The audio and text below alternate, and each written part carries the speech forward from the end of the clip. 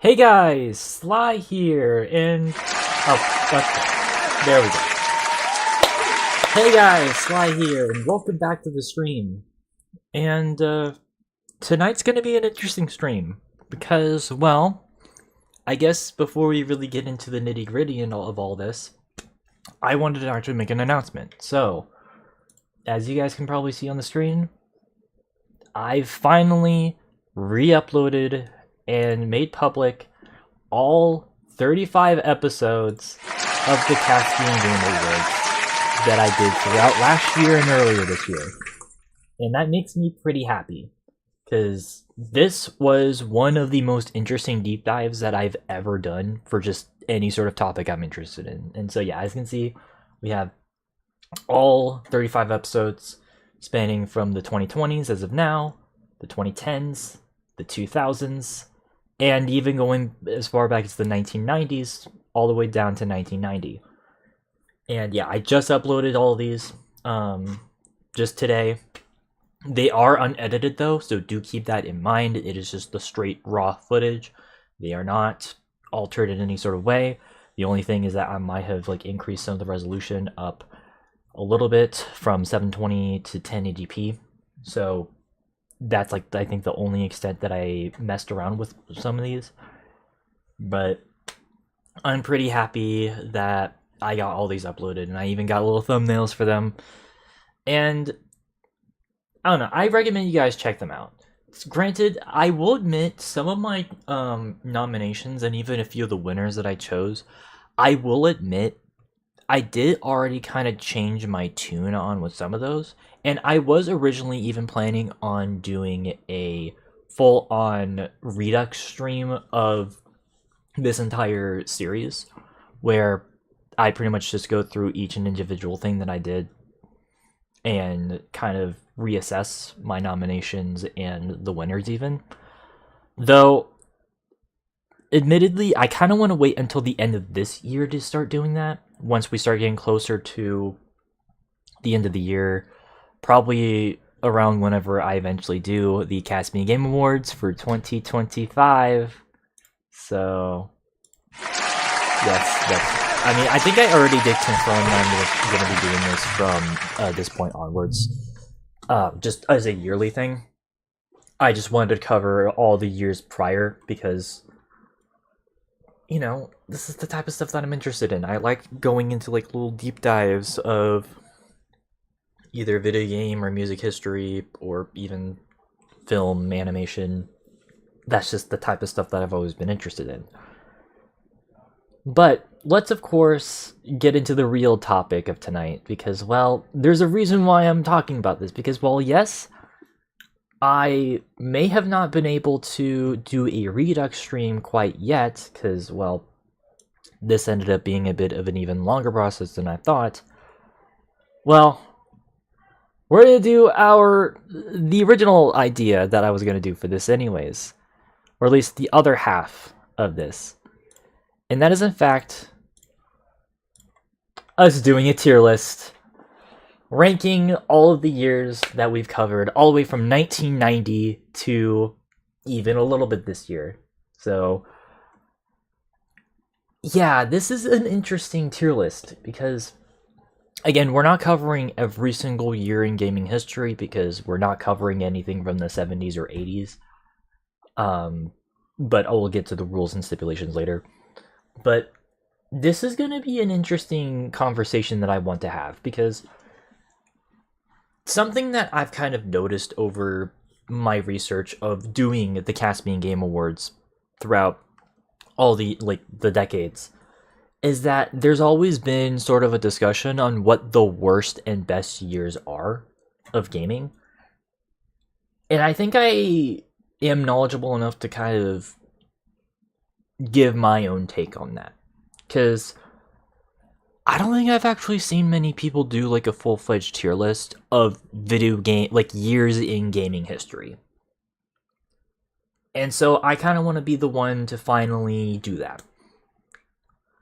So, but yeah, as far as stipulations are concerned, of course, I'm gonna mostly be judging them off of individual games themselves.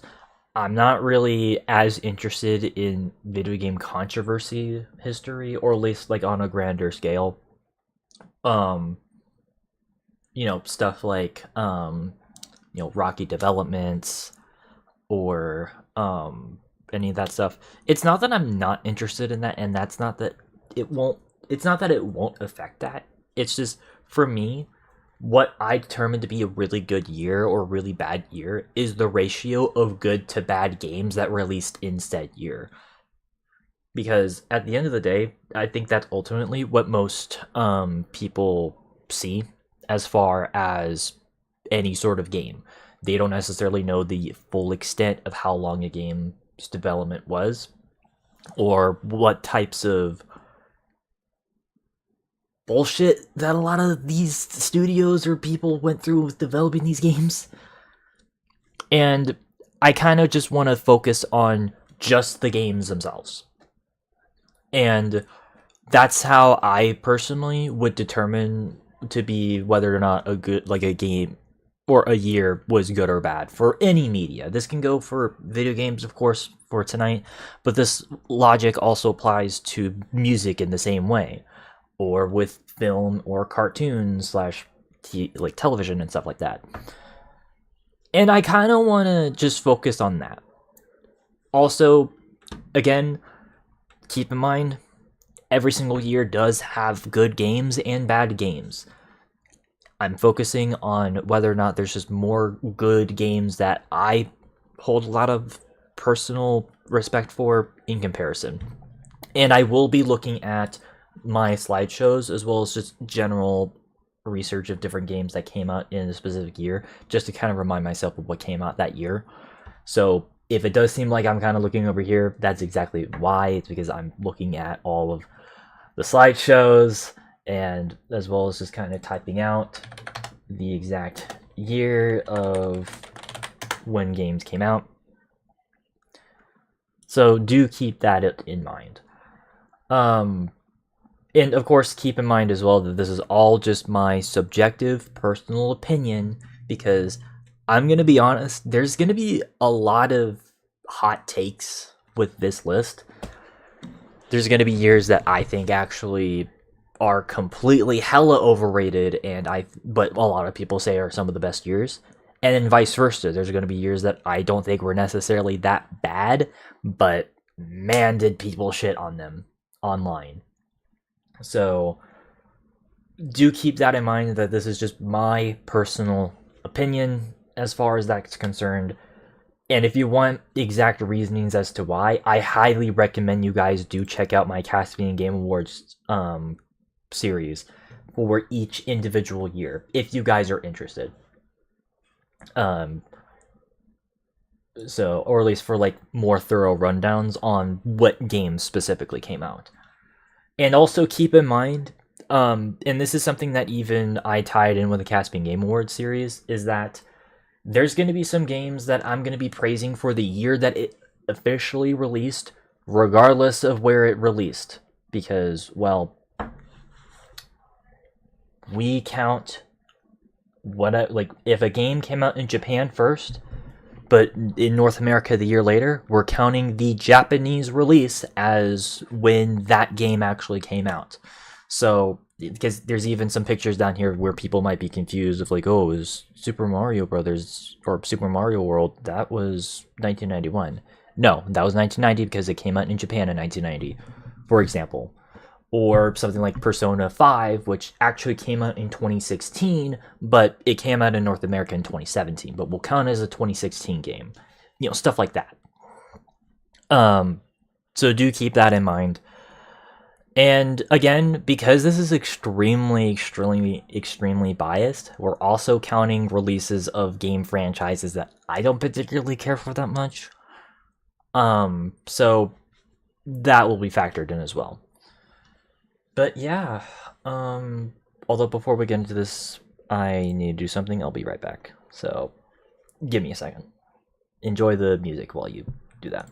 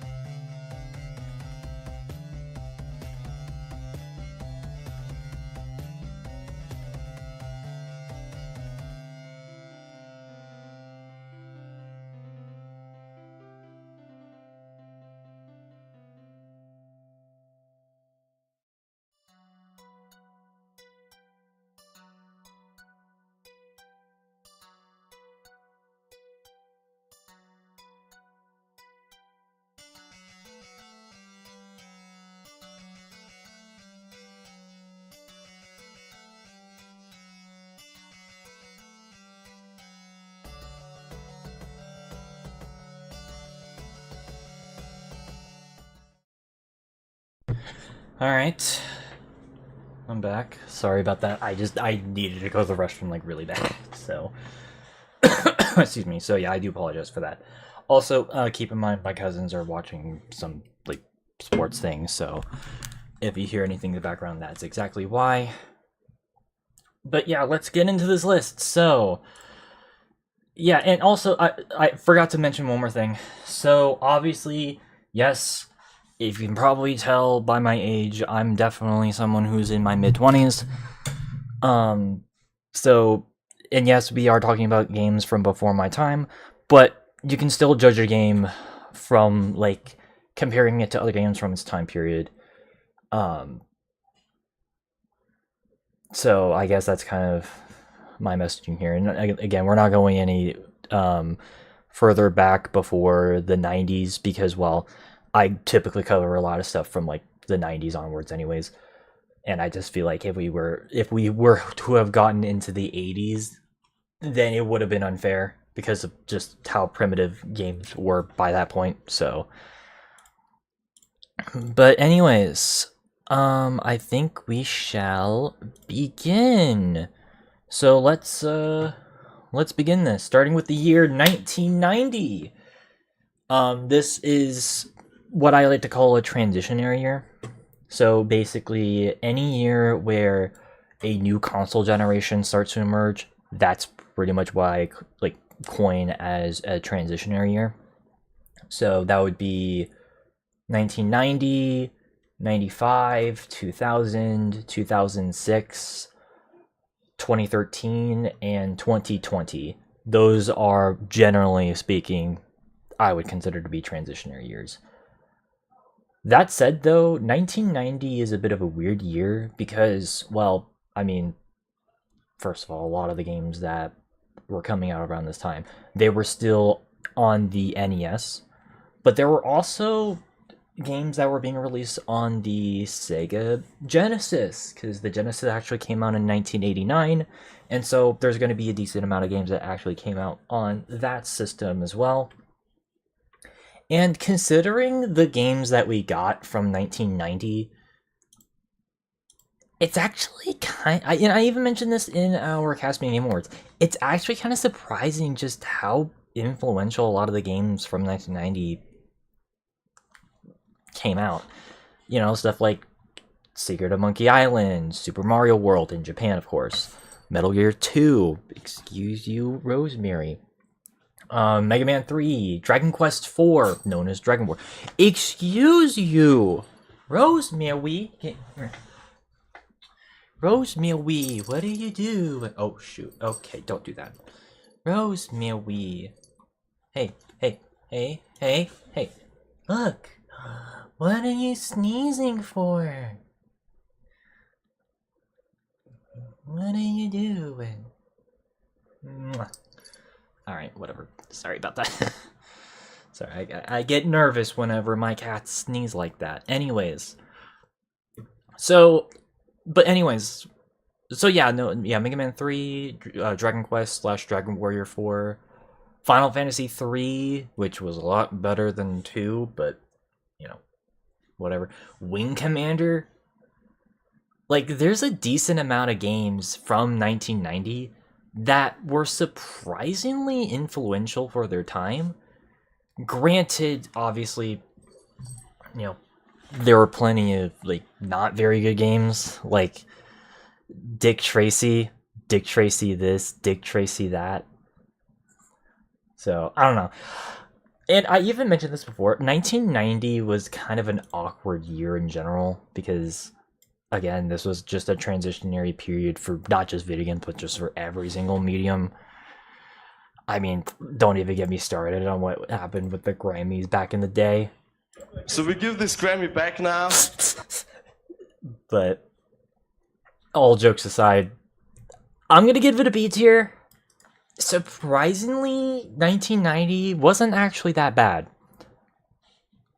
Surprisingly, this ended up being one of the better years of the 90s.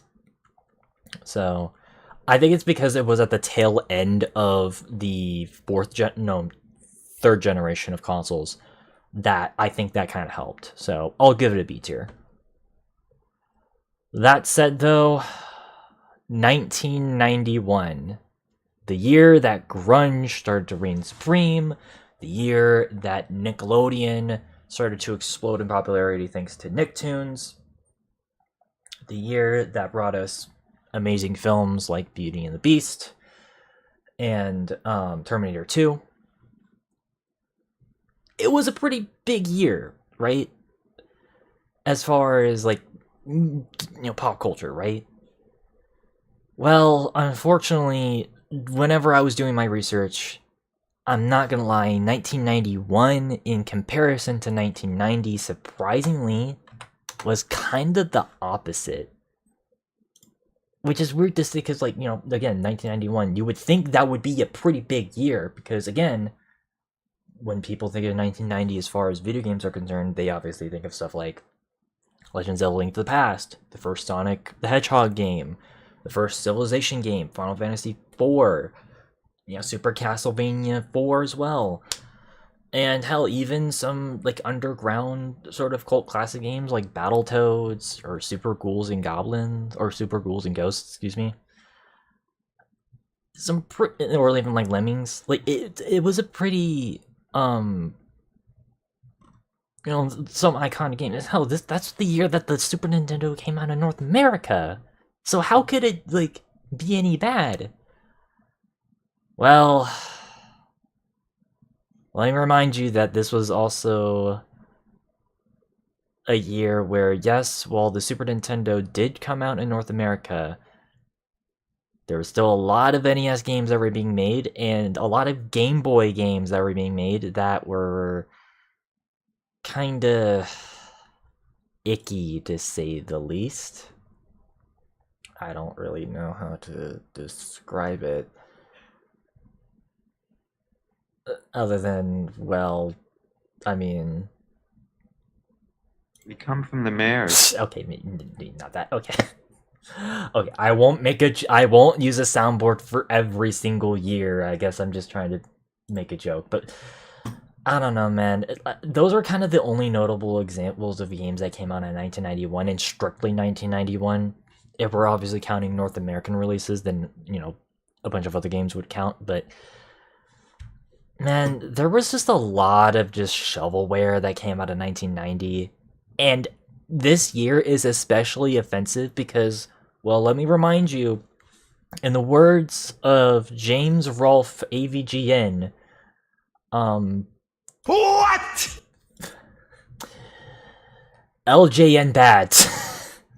Laughing, joking, numbnuts bad.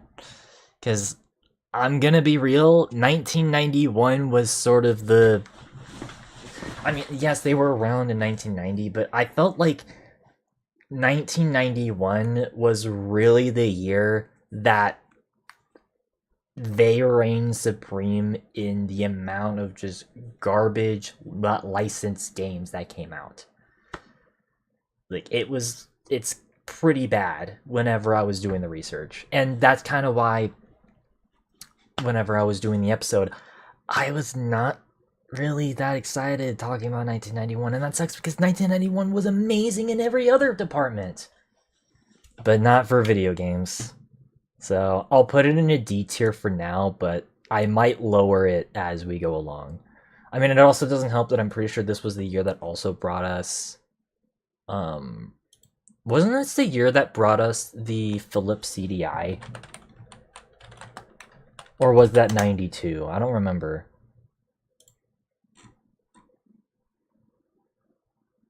Oh no, it was 1990! Okay, interesting. I guess it didn't really start having a reputation until 1991, but whatever. I don't know, man. It just felt like there was just a lot of shovelware that came out of 1991, and not really good shovelware. So, that's just my opinion. So, and unfortunately with 1992, it only got worse. Somehow.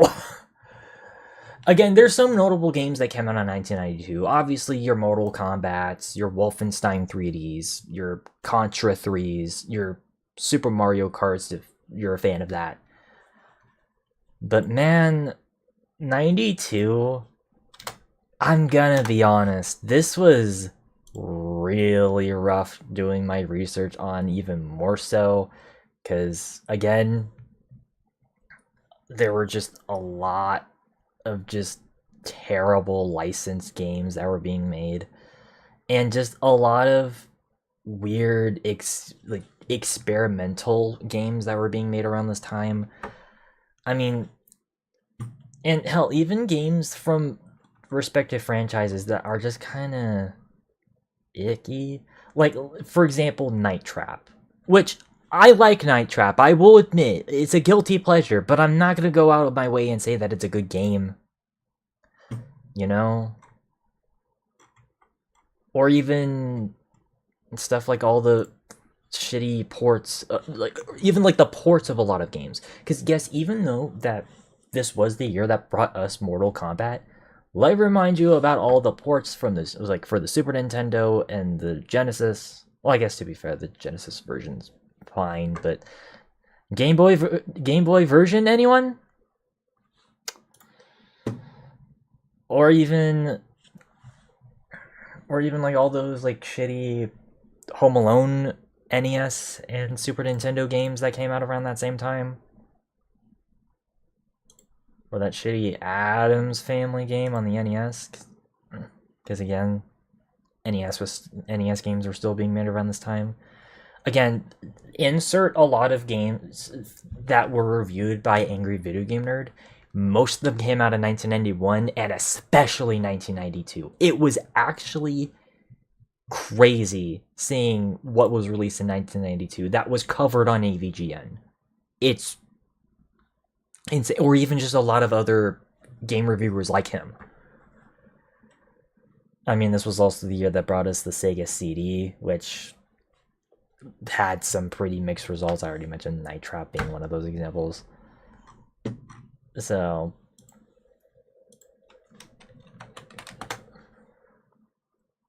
I don't know, man. Or even like Action 52. You know, the game that was basically just like a bootleg that costed like $200 back in the day, which is like, What? I know, it's absurd. I don't know, this was just kind of one of those just lame-o years, just as a result. And I'm sorry, but this is going to be our first year that's going to be F tier. Which is weird, because, again, it's usually the transitionary years that I notice that tend to be pretty rough. But, man, this was just an example of a year that I think people were just a bit too experimental with in the wrong ways.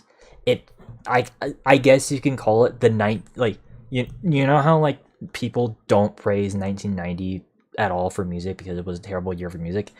This is basically the equivalent of that, but for video games. It just felt like there were just too many weird experimental things that were going on, and from all the games that I tried playing, no bueno. No bueno. Again, I've played so many games through this thing, and a lot of it from this year was crap. So, it is what it is. Thankfully, it wasn't like a void, because 1993 definitely started picking things up. Obviously, this was the year that brought us Doom, which that alone already scores its points. But even then, other games like Secret of Mana, Star Wars X-Wing, SimCity, or SimCity 2000, I should say, like those definitely helped boost this year. But also, here's the thing as well, this was also another year where just a lot of just crap was coming out of. I mean, let me remind you, this was the year that brought us the Philips CDI Zelda games, which were notoriously bad. Or even just a lot of just shitty mascot platformers that not a lot of people really remember. I mean, I'm pretty sure this was the year that brought us Bubsy. The first Bubsy game. And, well, that's always a positive, right? Right? Right? Or even like, yeah, this was also the year that brought us the Atari Jaguar, which I respect probably more than a lot of people, but it was just a not good console for the time. Yeah, it was the first 5th generation console, but it was just way ahead of its time. But I don't know, it's, again, it was kind of a mixed year. And hell, I'll even just admit this, there were plenty of games that were popular back then and still are cult classics, but if I'm gonna be honest, I'm just not really a big fan of. I mean, I'm sorry, but I don't really care for games like Zombies Ate My Neighbor all that much, if I'm just gonna be honest. I'm sorry. It's, again, you're talking to someone who doesn't like zombie games, so that's already kind of a net, or most zombie games, so that's already a net negative. But just sort of the aesthetics just aren't really my thing. Or even stuff like Virtua Fighter, or, well, stuff like Kirby. I'm sorry, I don't like Kirby. Fuck you.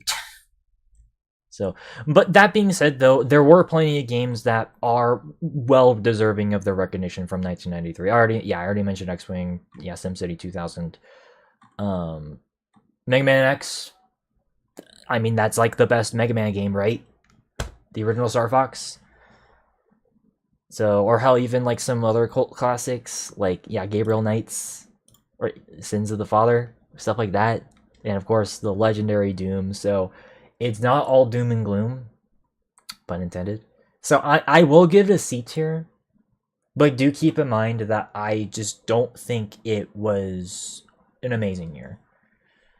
So, just for me personally. That said, though, 1994, this is where things start ramping up. So, 94, I think this was a return to form year. Because again, 94, like, again, 1990 has been so far the good year of the 90s. But that's going to change. Because 94, I think, was a much, much better year overall. And I'm going to be honest, this is kind of weird to me because, well, here's a bit of a secret that I've kind of learned over the years. A lot of people shit on this year, which I don't fully understand why. Like, I can understand it in some aspects because, again, there were a decent amount of games that were covered by channels like AVGN that did kind of showcase some crappy games. But I feel like this was the year where the Super Nintendo finally started to showcase its strengths. You know, we're several years removed from whenever it came out, and I feel like a lot of the games by this year that were released on the Super Nintendo really started to shine.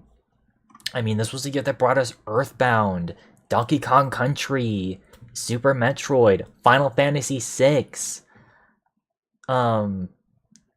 Like, this was, like, those are some pretty damn good games. Obviously, this was also the year that brought us the sequel to Doom with Doom 2. Wing Commander was, you know, kicking ass around this time as well, bringing in Mark Hamill to help with that project. And hell, even some pretty decent cult classic games that a lot of people like. You know, stuff like System Shock or Heretic. Obviously, XCOM UFO Defense, that came out this year, and I love XCOM, so there you go. Or even like you know, Fire Emblem Mystery. The Fire Emblem series was starting to really pick up in recognition by this point. Maybe not in the Americas, but definitely in the Japanese market. Though again, I guess that is kind of counterbalanced with, well, admittedly, some games that I don't particularly care for that much. Again, I was never really a big fan of. I mean, I'm not a big fan of Sonic. That's really not something that is kind of a hidden fact. But also I don't really care for Tekken as much, so but the first Tekken game came out that year in Japan, or even something like Earthworm Jim. It's just not really my thing. Yeah, I know that's like a cult classic on the Sega Genesis, but that's just kind of not really my thing personally. But also, well, I mean, again, the Atari Jaguar was still kind of lingering around, not really giving a lot of good, stuff. Also, yeah, this was also the year that brought a Shaq Fu, which, well, yeah, terrible game, that's for damn sure. So, oh yeah, and also Hotel Mario, the other Philips CDI game that's infamous. So that's kind of my thing. That said, though, I do think that the games that were good from this year are definitely overall better than the games from 1993. So I am also going to give this a B tier. And because I think I like the games from 1994 a bit better, I'm going to put this a bit higher. So, yeah, 1994, I think, is a better year. So, yeah. But then we get into 1995. And this is another interesting year because this was also kind of a transitionary year. I think I said 96. I meant to say 1995 because this was the year that the PlayStation 1 came to North America. It technically released in 1984 in Japan, but there weren't really that many games or notable games that were being released around that time. So, 95... This is a weird year to talk about because, again, yeah, okay, I feel like this is an even weirder year than like any of the other years from the 90s because I'm gonna be honest, there's really not that many notable games that came out in 1995 other than the ones that are literally on the picture that I used. I mean, yeah, you have your Raymans, your Command and Conquers. You have Tekken 2, if you're into that. Chrono Trigger. I'm personally a fan of Clock Tower. But, like, that's honestly it. I mean, does anyone remember the game D? Or even... fucking... what else? Like... Does anyone remember The 11th Hour? Or Discworld? Or Apache? Like, that's kind of my thing, is there's not really that many iconic games that came out of 1995. It really was just kind of a hodgepodge of, like, a lot of random games. And it's not really helped by the fact that, again, the PlayStation 1 debuted this year, but the Super Nintendo was still the prime Nintendo console at the time. Like, the N64 wouldn't come out until the year after. Which, to be fair, this was surprisingly another really good year for the Super Nintendo. As a matter of fact, I would argue that 1995 and 1996 were the best years for, 1994 and 1995. I would argue were some of the best years for JRPGs. If you're a JRPG fan, the mid-90s was like your period. But for like everything else, I don't know. That said though, 95, I'll put it in a C tier. I don't know which one's the worst year though, 93 or 95. I think I like the games from 93 a bit more, so I'm gonna have that still a bit higher, but I don't know, man. These are just kind of awkward years. That said, though, 96, baby.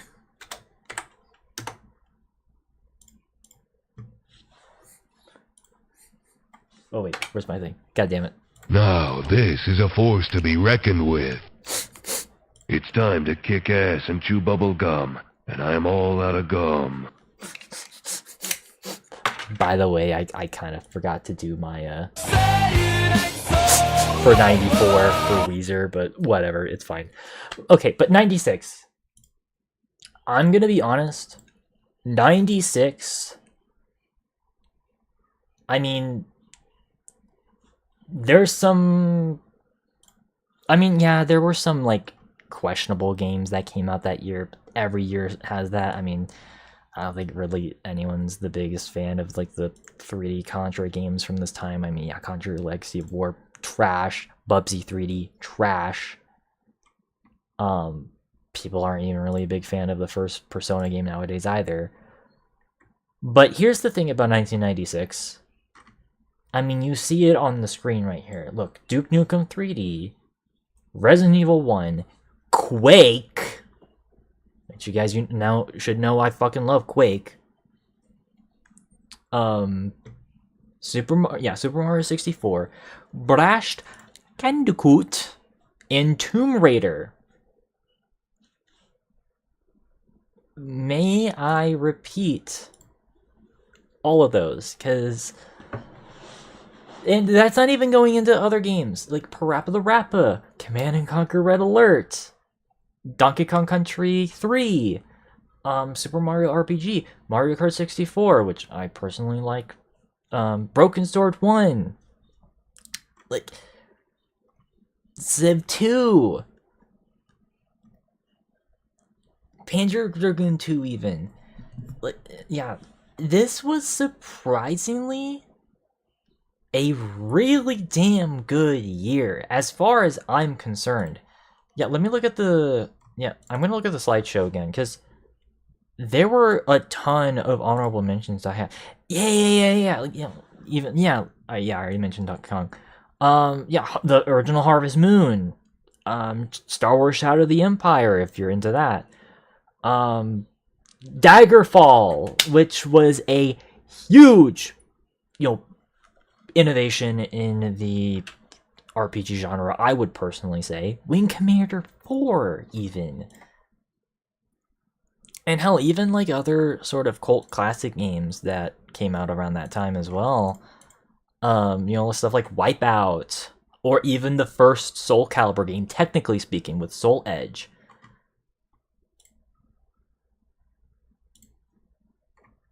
So, yeah, no. Or even, yeah, like Alien Trilogy as well. So, yeah, Wild Arms, the first Wild Arms game. So, this might sound weird, but this might actually be the first year I'm going to put in S tier. I think it was a solid year overall. Again, it had its crap, but trust me when I say this, the good to bad ratio is way more in favor of the good than bad. If you're like a 90s kid, I can definitely see why 1996 is like your year, for sure. Especially considering that this was the year that brought us the almighty... excuse me. This was the year that like the PlayStation 1 really started to prove itself to the world. And even the N64, which, well, yes, I don't really like the N64 controller. I can't deny that the games for a lot of people on that console were iconic. So that's going to be my first S tier year. And, well, that's quickly followed up by 1997, which, of course, the year that Euro dance really started to become popular. And boy bands as well, but I don't have a soundboard for a late 90s boy band. But anyways, I'm going to be honest, 1997, also a pretty goated year. As a matter of fact, I don't even know there's that many notable bad games from 97. Is there? Yeah, let me look.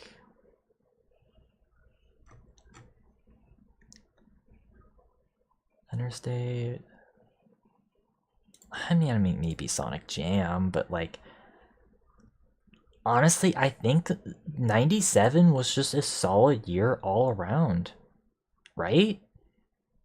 Because I can't think of like any like inherently like bad game from that year. Okay, maybe except Mortal Kombat Mythology Sub-Zero. That's probably the only game that's like objectively bad. But yeah, no, Final Fantasy VII, Castlevania Symphony of the Night, Quake 2, Crash 2, Star Fox 64, Jedi Knight Dark Forces 2, Diddy Kong Racing, Oddworld Abe's Odyssey, Tomb Raider 2, Mortal Kombat 4, the original Grand Theft Auto, Total Annihilation, Myth by Bungie, the first Gran Turismo game, Hexen 2 for, you FPS fans. I mean, I will admit some of these games aren't my personal cup of tea, but I'm gonna be honest, 1997 was also a really goated year. I'm gonna say it. High A, maybe even S. You can definitely convince me S.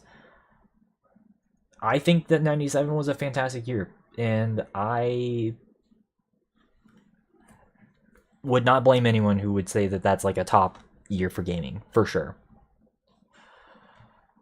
But then we got 1998, which, this is where things get a bit awkward, at least for me, because, well, I've seen plenty of people put 98 as, like, the top year of, like, gaming history.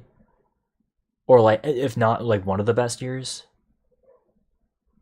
And I can definitely at least understand where people are coming from, because this was the year that brought us Metal Gear Solid, the first Spyro game, StarCraft, Resident Evil 2, Thief, Tomb Raider 3. But the thing is that 1998 was also kind of a year where, like, yes, those are like really big names, and those are definitely like really good games. But also, I feel like 1998 was also just kind of a weird year. Kind of like 1995, there was just a lot more cult classic games that were just kind of taking over the scene. And aren't really as notable. And trust me when I say this, there were definitely some trash that came out in 1998. Let me remind you that Blood 2 came out that year. Garbage game. Absolute garbage. Or even... Wait, was this the year that also brought us that shitty Jurassic Park game?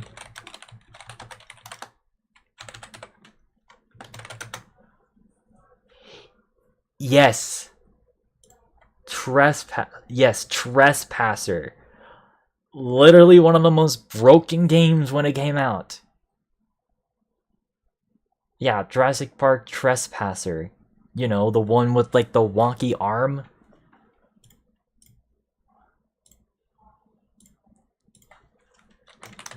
Yeah, that was a bit of a disaster. Also, a lot of games that came out this year that ended up being canceled and were kind of bad, right? Because there was that one fighting game that was like supposed to be rated AO, but got canceled, but it turned out to have been kind of shit, which is probably the real reason why it ended up being on that list of like ban or like, you know, canceled video games. I don't know, man. Again, I've obviously talked about this a million times before. Like, 1998, I do feel like was also a year where I feel like there were just plenty of games that, while I do respect now, I still think are overrated. Hence, Half-Life 1. Again, I'm not going to repeat myself. Yes, I like Half-Life 1 nowadays more, but I do think it is an overrated game still. I don't want to hear it from people. Also,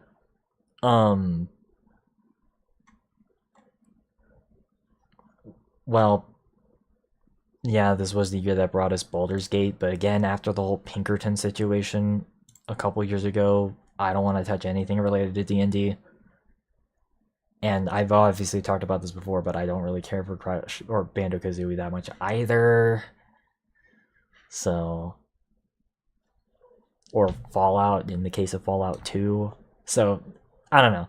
I am still going to put it in a B tier, but I do think it is an overrated year. That said, the games from this year, I definitely would play over the games from the previous other years. So I am going to put this above 94. But do keep in mind that I do think it has its problems. That year definitely had a lot of problems. And then, of course, that leads us into, well... It's 1999! Thanks, Fred Durst. We really need that. Which, 1999, I have the opposite, thing. I feel like people treat 99 in the same ways as 1994. And I don't entirely understand, because there was some amazing games that came out in 1999. Let me remind you, this was the year that brought us System Shock 2 and Silent Hill 1. And Final Fantasy 8 for all you JRPG motherfuckers. Those alone should, like, put this pretty high. Or hell, even, Spyro 2 or Age of Empires 2. Pretty iconic sequels for their respective franchises. Or hell, even the beginnings of iconic franchises, like with Super Smash Brothers. Yeah, that's not like the most iconic Smash Brothers game, but that's still a pretty big deal right there.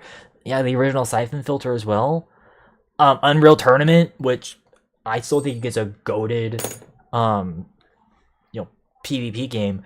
Yeah, I didn't mention Unreal or Rainbow Six for 98, but whatever. Although Rainbow Six Rogue Spear came out this year, but that was a fucking amazing tactical shooter. Or hell, even other sort of cult classic type of games. Like, movie licensing games were actually surprisingly pretty decent around this time. Let me remind you that Toy Story 2 exists, the game. And yeah, that game's awesome. Or even, Persona 2 for the Japanese market. Or Driver. So, that said though, of course, yes, there was also some crap. Superman 64 was kind of a crappy game. Pepsi Man as well, which I'm tired of people memeing about that game. It's not a good game. Stop pretending that it is. It's not.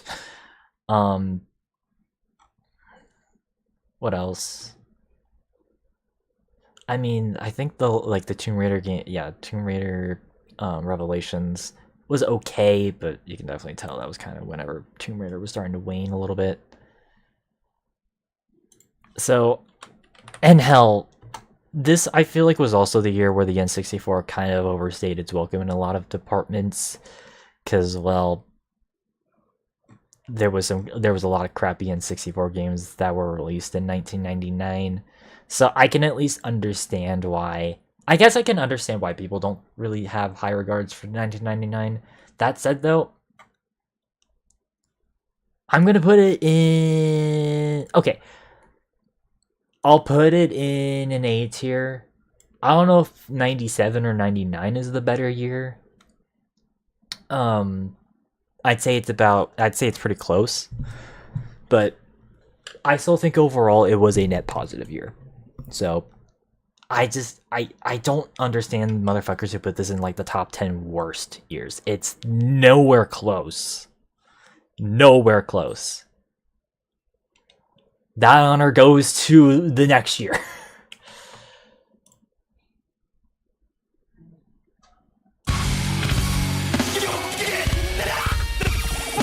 I'm sorry when I have to say this, but, well, the 2000s did not start off kindly as far as video games are concerned. I'm not gonna lie, the year 2000, at least for whenever I was doing the research on this year,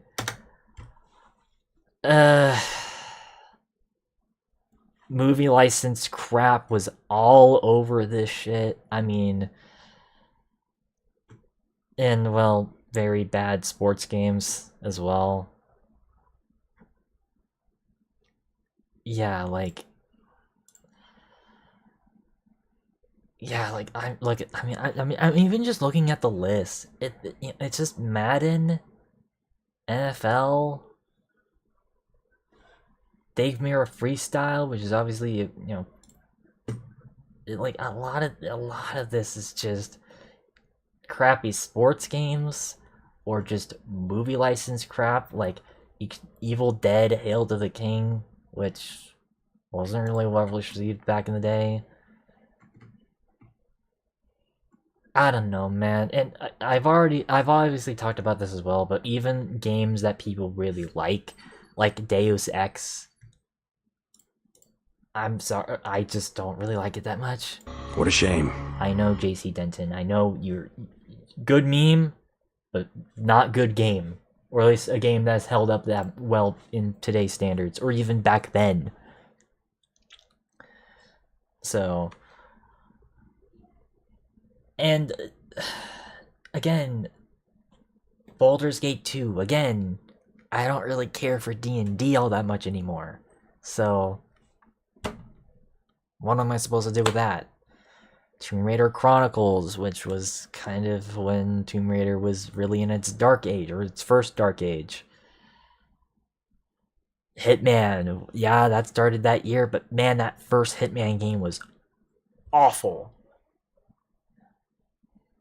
And so really, you're kind of left with a handful of games that were genuinely good for when they came out, but it's very minimal. Like Diablo 2, Spyro Year of the Dragon,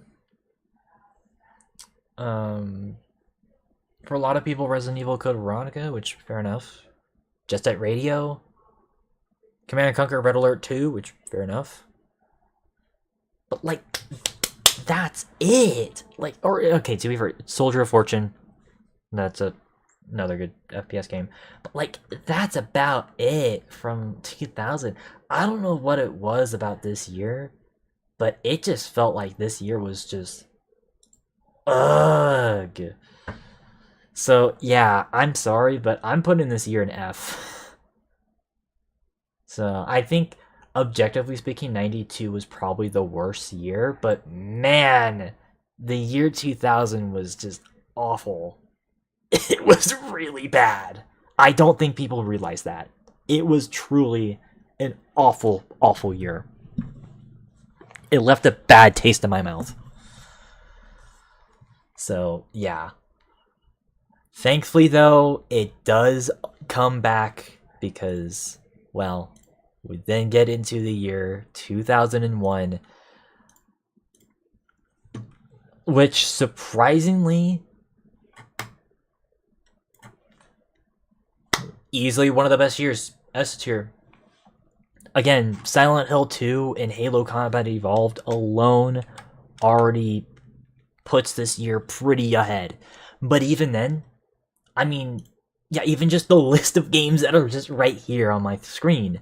Metal Gear Solid 2, Final Fantasy X, Super Smash Bros. Melee, Jak and Daxter Precursor Legacy, Max Payne, Return to Castle Wolfenstein, fucking Devil May Cry, the original, Alien vs. Predator 2, Legacy of Kain Soul Reaver 2, Advance Wars, Onimusha Warlords, Red Faction, Fatal Frame. This was surprisingly a goated year for so many, many franchises. Yeah, Civ 3 even, RuneScape. So, and also, this was surprisingly another really good year. Because here's the thing. Obviously, the PlayStation 2 came out in 2000, so transitionary year, of course. But 2001 is definitely the year that the PlayStation 2 was really starting to showcase its strengths as a console. Again, I already mentioned Jak and Daxter, Devil May Cry, Ace Combat 4 as well. So obviously those came out. And even the GameCube and the original Xbox. Again, Halo Combat Evolved was such a massive big deal because that was the first true FPS game to really help dominate the scene, and also one of the first online games that really pushed online play on consoles. And hell, a ton of my favorite games of all time came out of 2001. So yeah, surprisingly, I can definitely see why people say that 2001 was the best year, because yeah, no, this year was amazing. as far as like video games were concerned, you know. Every morning, rise out of bed, echoing the words that your parents once said, plan ahead. Just ignore the music scene from that year. 2001 was a not very good year for music. Ignore the new metal scene from that year, but like 2001 as far as video games was pretty goated, and even for like animation, 2001 was pretty good for animation for the most part, I would say, with a few exceptions. But yeah, video games for sure. And well, I've got similar things to say about 2002. S tier year as well. I mean, the games on the cover right on that picture right there already kind of spoils that year. I mean, that was the year that my boy came out of. But even just besides that, Ratchet and Clank, Splinter Cell, Warcraft 3, Kingdom Hearts, what else? Oh yeah, Medal of Honor, Allied Assault, Super Mario Sunshine, Shantae, pretty underrated, Time Splitters 2, Hitman 2 actually improved a million times over compared to Hitman's original debut. Yeah, Jedi Knight 2 came out that year as well. Battlefield 1942. And surprisingly, again, some decent movie license games like the Two Towers game, or even in a lot of people's opinions, the Harry Potter games, even though it's not really my thing, but whatever. Yeah, like, and hell, even games that I know a lot of people give a lot of flack to, like Red Faction 2 or like the original Mafia, I actually like those games. I can see why people give them shit, but those are surprisingly decent games. And even the like some very important debuts, like Larian Studios' Divine Divinity came out that year. So, like, yes, obviously there is, you know, some crap that came out that year.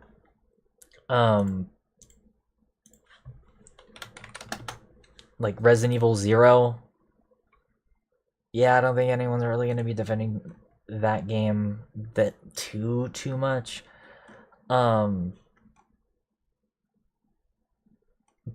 man, 2002 was surprisingly a really good time as far as video games are concerned. I'm genuinely shocked. So, and this was the year that definitely surprised me for sure. So, but yeah, no, S tier in my opinion. 2003 though, I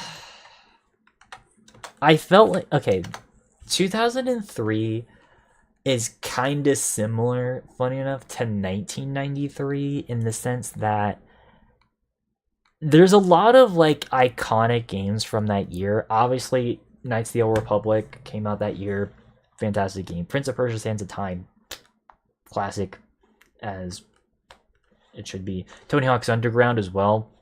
SimCity 4. But again, I mentioned this in the episode. I felt like this year was just it was just kind of a quiet year outside of that. I mean, there was also some crap that came out that year. I mean, yeah, the Charlie's Angels game, Deus Ex Invisible War, which I think most people agree is not very good. Some crap, like a decent amount of crappy movie license games also came out that year. Unreal 2 is a very underwhelming sequel to an amazing FPS game. And don't even get me started on Devil May Cry 2. Holy shit, man. I don't know what happened with that. So, yeah. Or hell, even excuse me. Even games that are cult classics but I just cannot tolerate, like fucking Postal 2 or Simpsons Hit and Run. I'm sorry, I just don't care about like any of those games. And this was also the year that this spawned Call of Duty, for better and for worse. So, to be fair, the Rainbow Six 3 also came out that year, and that was pretty good. And also, well, the Game Awards started this year, and it was terrible at first. That said, though, the games that were really good were good, but it just felt like there was a bit of a mix of bad, so I'm gonna put it in C tier for now. It's not a terrible year, but it's definitely one of the weaker years of that decade, that's for damn sure. 2004, though. I mean,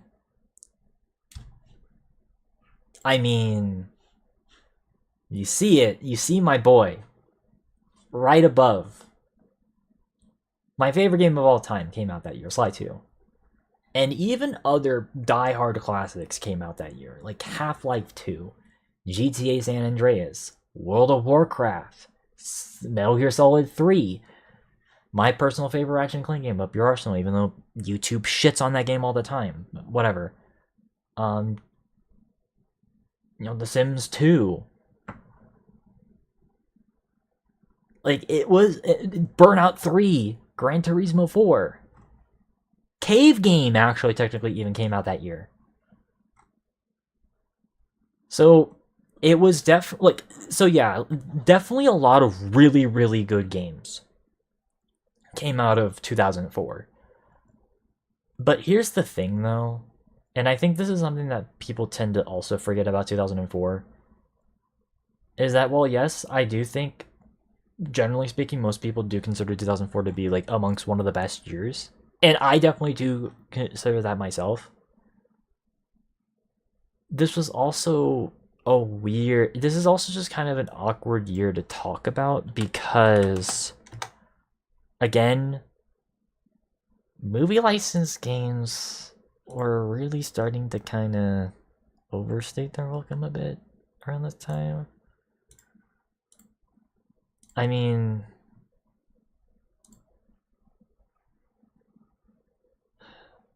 and also, I don't know, there was also just kind of a lot of really, like, dumb action games that were being made around this time.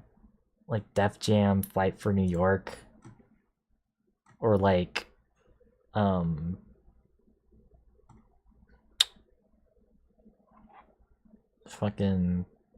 again, just not very good, like, license games, like the Shark Tale game or Samurai Jack. Or like, yeah, X-Men Legends. I don't know, that's just me personally. And, well, just like with Hitman, Far Cry's debut was awful. And this was also the year that brought us Fable, which I've never been a fan of Fable, ever. And hell, even, this was kind of also the year where, in a lot of people's eyes, some franchise lows started to pop up as well. I mean, a lot of people think that Doom 3 is the worst Doom game, which I don't agree with that at all, but that is a sentiment that a lot of people hold. Or even, back in the day, people used to shit on Warrior Within. Now people shit on anyone who doesn't say that Warrior Within is, like, amazing, which I don't know where that came from, but okay. But again, it just, I don't know. I mean, it's definitely an A tier year, and I definitely think that it's, like, at least, if not, like, it's like at the top of A. But I just don't feel like there were just quite as many games that appealed to me personally as much from 2004 overall. Yes, my favorite games, like, my favorite game of all time came from 2004, and I do think that it is a really good year, but it is a bit of an overrated year, I think, overall. Not to say that it was bad, but I do think that there were just better years, period. But it's still a pretty good year, again. my boy's sequel came out that year.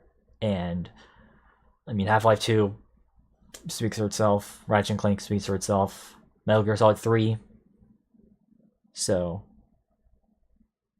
yeah.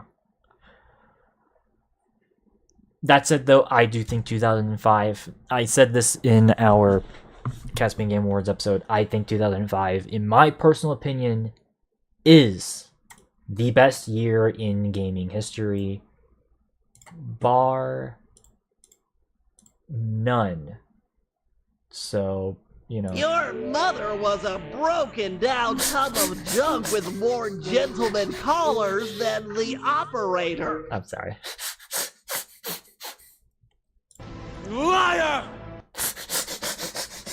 I know, it's heresy to say that 2005 is better than 2004, but I don't care, it's my list, and, well, I'm just gonna be frank. I don't know, I guess I just like the games more from 2005, overall. I mean, again, you had another Sly Cooper sequel come out that year, which is arguably as good as Sly 2. I know some people like to shit on the story, but whatever. But also, Star Wars Battlefront 2, I was just playing that for you guys literally a few days ago, and that's one of my favorite games ever as well. Or hell, even, yeah, like other absolute masterpieces that came out that year, like Resi 4, Devil May Cry 3, Need for Speed Most Wanted, the original God of War, Battlefield 2, Call of Duty 2, fucking, Splinter Cell Chaos Theory, Jade Empire, Burnout Revenge, which is arguably, like, some people say this is better than Burnout 3, even. You know, Prince of Persia 2 Thrones. Yeah, like the original Lego Star Wars game, Fear, Time Splitters Future Perfect, Civ 4, which brought us the best sim, like, or civilizations, like, theme. Like, hell, even, yeah, the second Animal Crossing game, which I forgot I mentioned about for 2001 for people. Like, the only game that I think out of this entire list that is popular, but I just don't really care for, is probably Shadow of the Colossus. That's, like, the only game I think is overrated from 2005. And, well, yeah, there's, you know, shitty games like Shadow the Hedgehog. Again, it's banger after banger after banger from 2005. So, I don't know. It just, for me, like, again, you can definitely argue about whether or not, like, a game, like, you can definitely argue about, like, specifically, like, you know, which game, like, if there was, like, worse games that came out of, like, 2004, 2005. But for me, personally, I think 2005, in my opinion, is the best year in gaming history, because it just has the best ratio of games that I personally care for. And some of my favorite games of all time, and a lot of people's favorite games of all time, came out that year. And so I think if there's one year that I think I personally cherish the most, it's definitely 2005. So you can definitely, like, agree or disagree with me, but that's just how I feel personally. So, oh, it's been a while since we've had a kind of a crappy year, so, well, yes, 2006 was a pretty good year for emo music, but unfortunately, it was not a very good year for video games. As a matter of fact, I'd say this is probably the second worst year of the 2000s for video games. Don't get it twisted. Obviously, this is the year that brought us the games that you see on there. Gears of War 1, Oblivion, Wii Sports, Zelda Twilight Princess, which I know people shit on that game, but I like it. Fuck you. Medieval 2 Total War, Hitman with Blood Money, of course, but even some other games, like, sorry. Yeah, Guitar Hero 2 came out that year, which Guitar Hero 1 came out in 2005, but still. The original Saints Row for a lot of people, Okami. But let me remind you that this was also the year of just straight up franchise lows. Need I say more about Sonic 06? I think not. Legend of Spyro, anyone? I don't know. Mortal Kombat Armageddon, which I think in hindsight, I think I gave a bit too much praise whenever I was talking about that game. Especially playing it on the Wii recently, although to be fair, it wasn't released on the Wii until 2007, but whatever. Again, just a lot of just awful shovelware games that were especially present in 2006. Like the Superman Returns game, Aragon, the game, Ice Age 2, the game. A lot of not very good Cartoon Network based games that nobody remembers. And I've even mentioned this before, but even games that were like our cult classics and highly regarded by a lot of people, but I just don't particularly care for. Again, Bully, Dead Rising.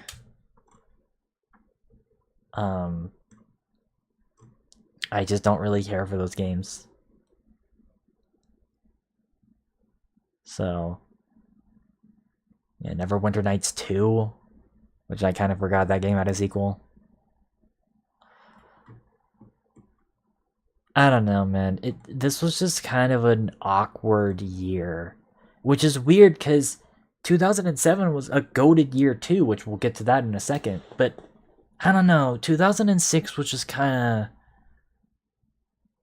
awkward for me, at least. So I'm sorry, but I gotta put it in D tier.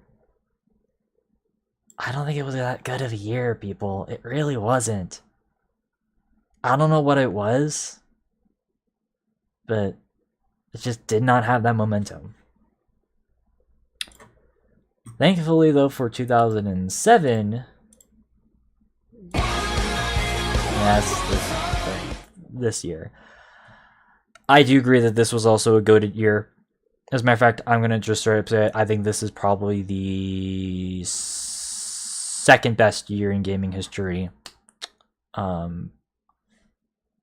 Asterisk right there. I say asterisk because this year did have some questionable releases that I think people tend to look over.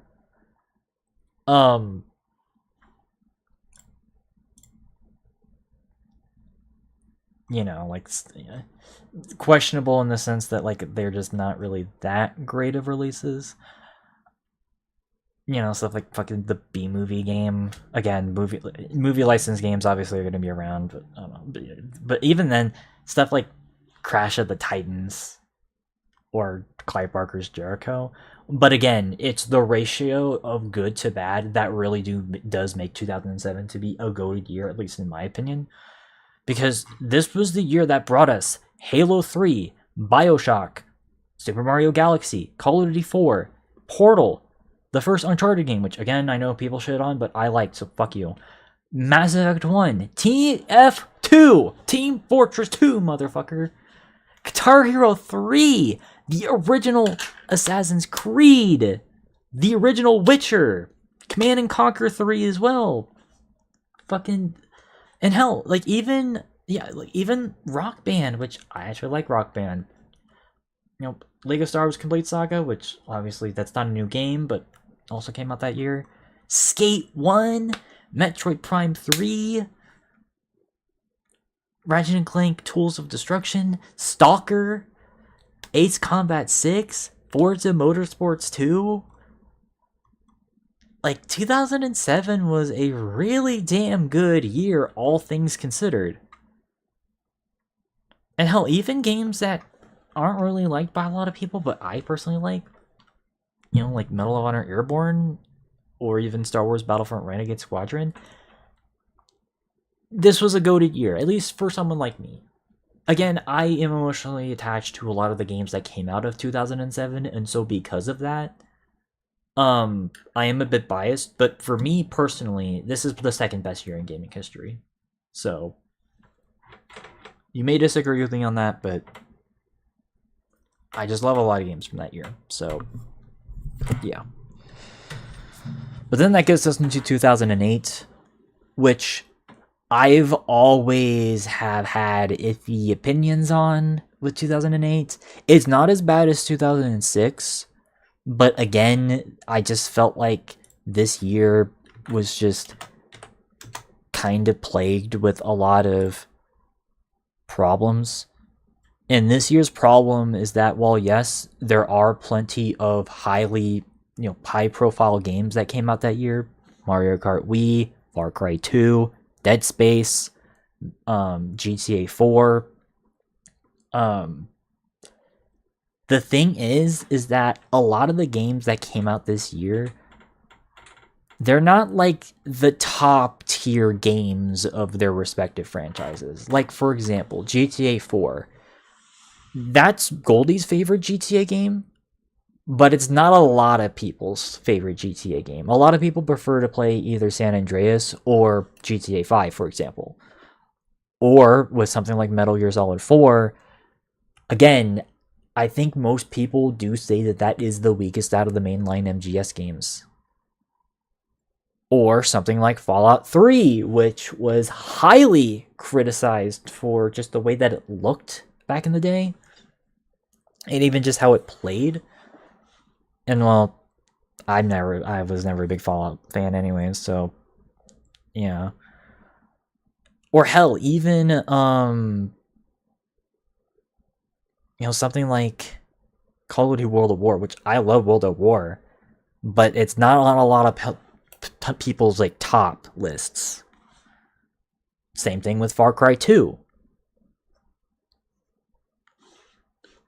Or hell, even with Persona 4, same thing. Same thing with Guitar Hero World Tour.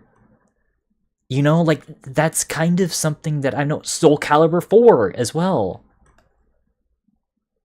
Hell, even Brothers in Arms Hell's Highway, which I think is my personal favorite Brothers in Arms game. People think that that's the worst, which I'm like, what? So, I don't know.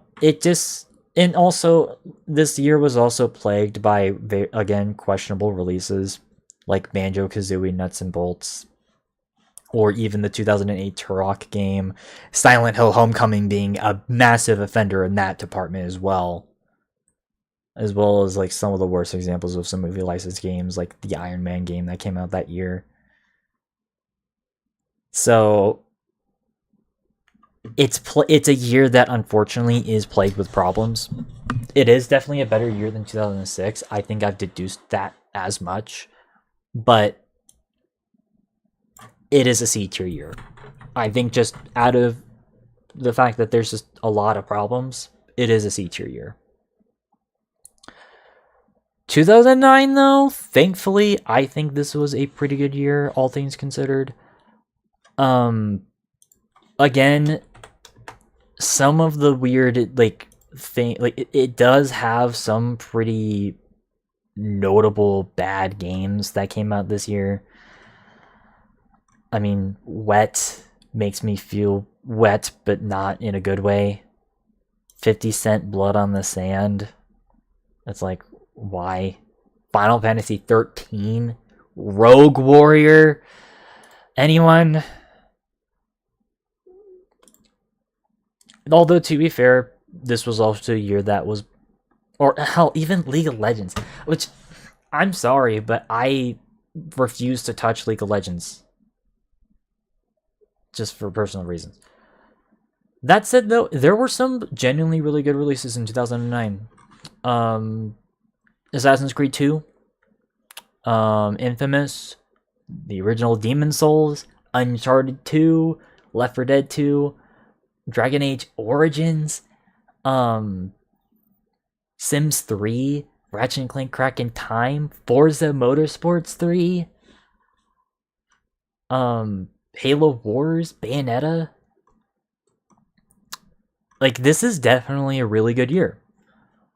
But because it's plagued with some issues, I am going to put it in a B tier. But it is like a higher B. So...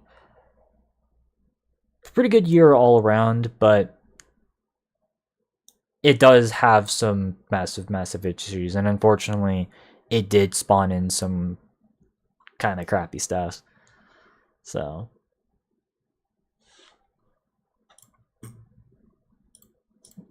like,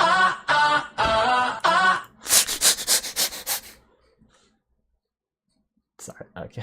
I keep forgetting to do my memes, but whatever. Which, well, speaking of memes, here we go. Time to dig deep into the year 2010.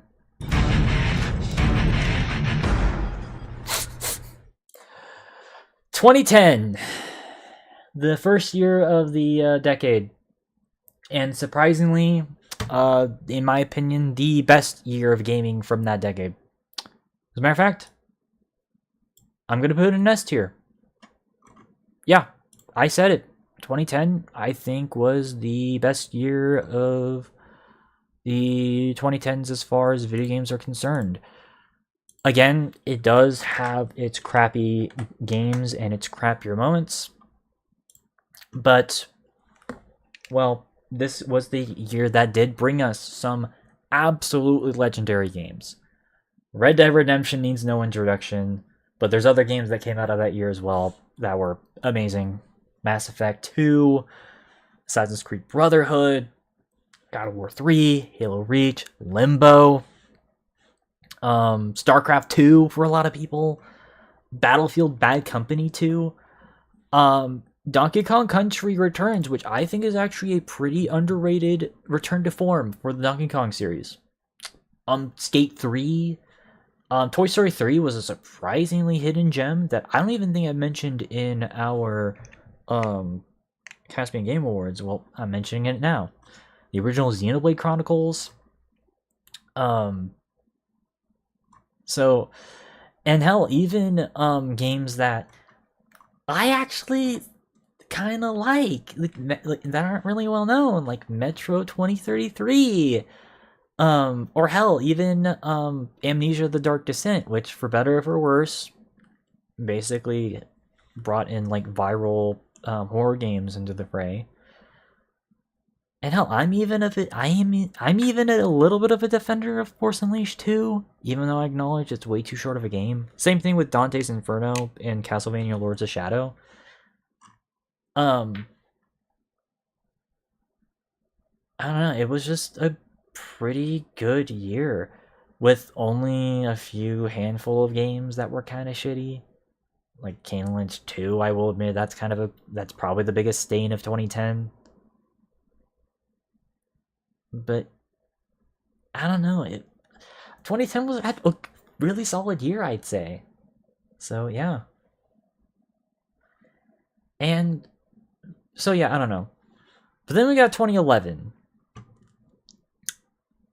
which again I think was an okay year overall. Yes, it did spawn in Minecraft, which obviously that's my second favorite game of all time. So naturally I would be, a massive, I'm happy that Minecraft came out that year. And there's also plenty of other games that came out that year that were pretty good. Skyrim comes to mind. Portal 2, Little Big Planet 2, Dead Space 2, Zelda Skyward Sword, Witcher 2, a lot of sequels, by the way, I'm noticing. But the thing is that there was also a lot of iffy games that came out of 2011. Like, I feel like this was kind of last year where movie licensed games really were kind of plaguing this entire time period. And while there's also a lot of just, C-level just trash that was coming out around this time, like Homefront or the original Dead Island, which, yes, I stand by that, don't at me. So I can at least understand it from that department. Yeah, like the Thor God of Thunder game, or like the Harry Potter Deathly Hallows games.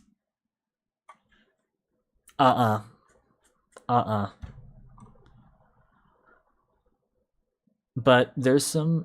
decent games out there. I mean, Deus Ex Human Revolution, I think, is a much better version of Deus Ex.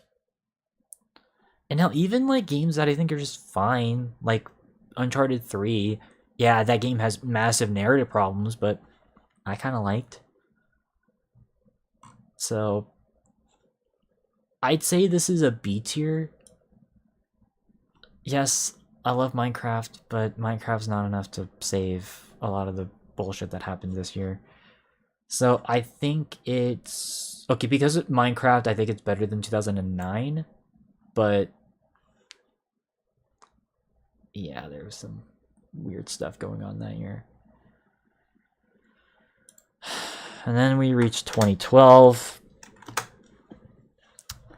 And this is kind of where I have some problems again. So Far Cry 3, obviously, massive, massive game from that year. Highly respected. Dragon's Dogma as well, came out that year. XCOM Enemy Unknown, which, love XCOM, so of course. But this year was also... I think this is like the first year that we start getting a lot of games that are pretty divisive amongst people. Like, for example, Mass Effect 3, a game infamous for how bad its ending was. Because yes, it had a terrible ending, but the game itself was still good. And hell, I'd even like say similar things about Assassin's Creed 3, because I like the gameplay of Assassin's Creed 3. It's just the story of it sucks. You know? And then, again, this is another year that I felt like there were a lot of franchise lows. Like Resident Evil 6, or Halo 4, or Hitman Absolution. You know what I mean? Silent Hill Downpour, even. And even the games that a lot of people love from 2012, I just don't really care for as much. Like, let me remind you that Diablo 3 had a disastrous launch. People. And, well, I just don't really care for... You know, stuff. I mean, I never was a big superhero guy, so I'm not really going to care about Lego Batman 2 that much. But I don't really care for Hotline Miami either, because it's just the way the game looks. And, well, this was the year where mobile microtransactions started to really creep into gaming. And that has had dire consequences in the past 13 years. So, yeah, I'm gonna say it. 2012. I'm gonna say it. 2012, I think it was an F tier year. I don't know what it was, but it just wasn't good. Excuse you. Oh my goodness. But yeah, I don't know. It was kind of a shitty year. It really was. I mean, it doesn't help that I generally consider 2012 to kind of be like the beginning of pop cult, like basically the end of whenever I liked a lot of stuff from general pop culture. Not to say that there hasn't been stuff since 2012 that I've, you know, liked. Obviously, stuff back there pretty much proves otherwise. But I don't know, 2012, I like to make the joke that the Mayans didn't, like, yes, they predicted the end of the world, but they didn't mean literally, they just meant metaphorically. So, I don't know, it was just kind of a crappy year for video games, I'm not gonna lie. Thankfully, though, 2013, I would say 2013 was a pretty good year. 2013 was an A tier. I mean, again, it does have some massive problems. I mean, this was the year that forever spawned us Last of Us, which I can never forgive this year for. But thankfully there were plenty of games that were pretty good that came out this year. BioShock Infinite, which I like. So, fuck you guys. You know, GTA 5, a lot of people love. Assassin's Creed 4. The Tomb Raider reboot, which I think was absolutely like fantastic whenever I played it. I loved the reboot. Metro Last Light, Metal Gear Rising, Payday 2. Anyone? I mean, yeah, the original Outlast. You Call of Juarez Gunslinger, which is a pretty underrated Western themed shooter. So, oh, okay, yeah, actually, you know what? Okay, I'm gonna lower it to B tier now. Kind of looking at it. I think, okay, yeah. Sorry, I guess I'm kind of looking at this list, and maybe I am glazing this year a bit too much. Okay, I think I'm gonna swap 2013 and 2011. Now that I think about it, because I'm looking at this list and I'm kind of realizing, maybe it wasn't that great of a year. Because, I mean, there's just a lot of games on here that I just don't really care for all that much. Okay, Rosemary, don't do that. Again, I just don't really care for Warframe that much. Dead Space 3 was a massive disappointment. The Star Trek game was terrible. I don't really care for Dota. So, I don't know. There's some good games, and it's still a good year, but I don't know. This is kind of a crappy year. Also, this was because that spawned us Ghosts. Call of Duty Ghosts. Which was the beginning of the downfall of the Call of Duty series. And yes, this year did spawn in Sly Cooper Thieves in Time, which I know that's another game that people love to shit on. It's not that bad. It's really not that bad. But I digress. Alright, 2014.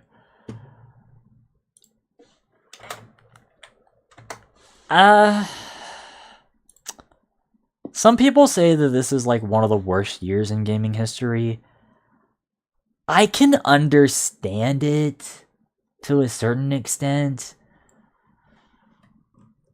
I mean, again, this is just kind of a bit of a nothing burger of a year in a lot of ways. I mean, this is when the loot box craze was really starting to become out of control. Yeah, this is when like that type of stuff was starting to pop around, and I can never forgive 2014 for that. And also just a lot of really sequels. Some good sequels, obviously. I mean, and even just some solid banger games. I mean, Shadow of Mordor, one of the best games of all time, period. Same thing with Wolfenstein: A New Order.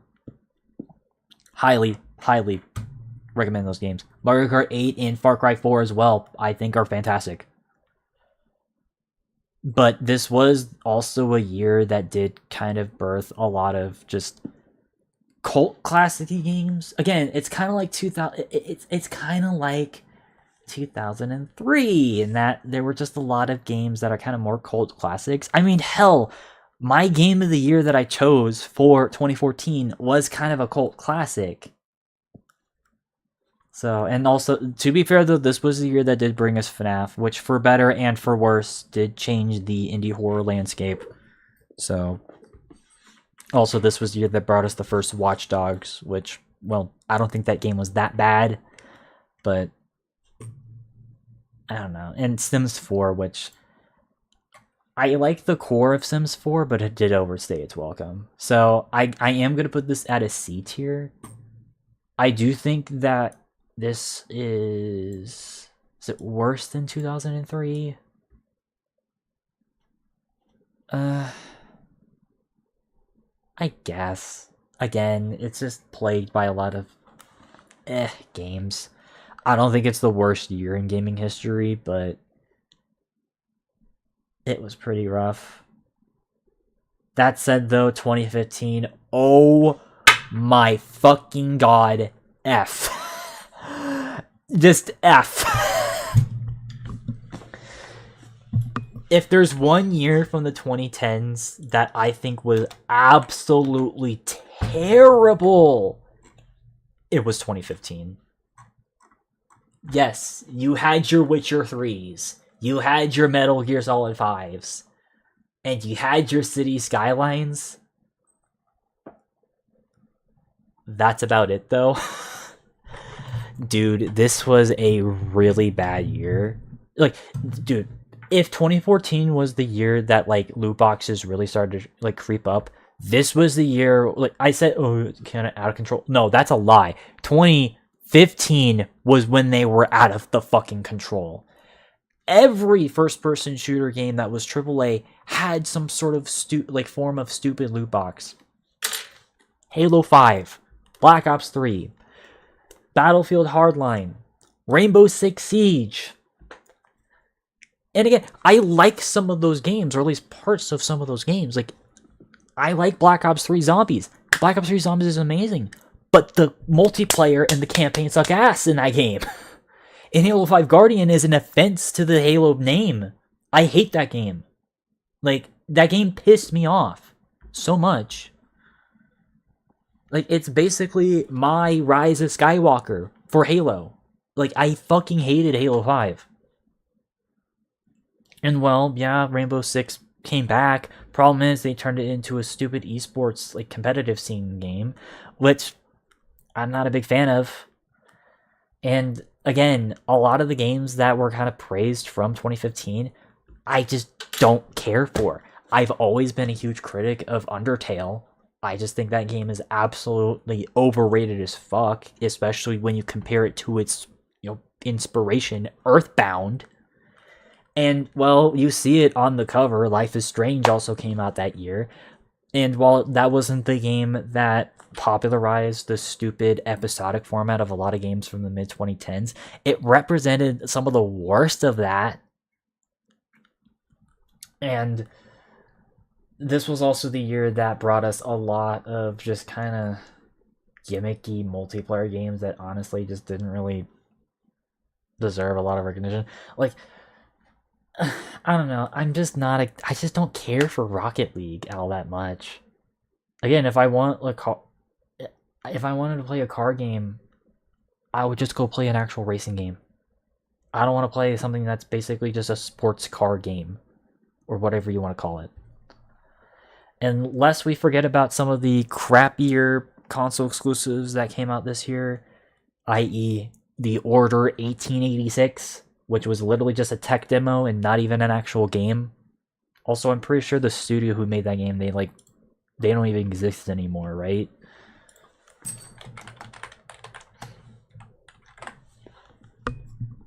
Yeah, like, do they even exist? Yeah, they're gone! Ready at Dawn is gone! They went sunset. So, yeah, like, that's kind of my point. And hell, even absolute garbage like Alone in the Dark Illumination and Tony Hawk's Pro Skater 5, absolute insults to their respective franchises. So, yeah, no, F tier year. Easily, like, I know people, like, I understand why people criticize 2014. 2015 was way worse, though. So, yeah. Bad year, 2015. Bad.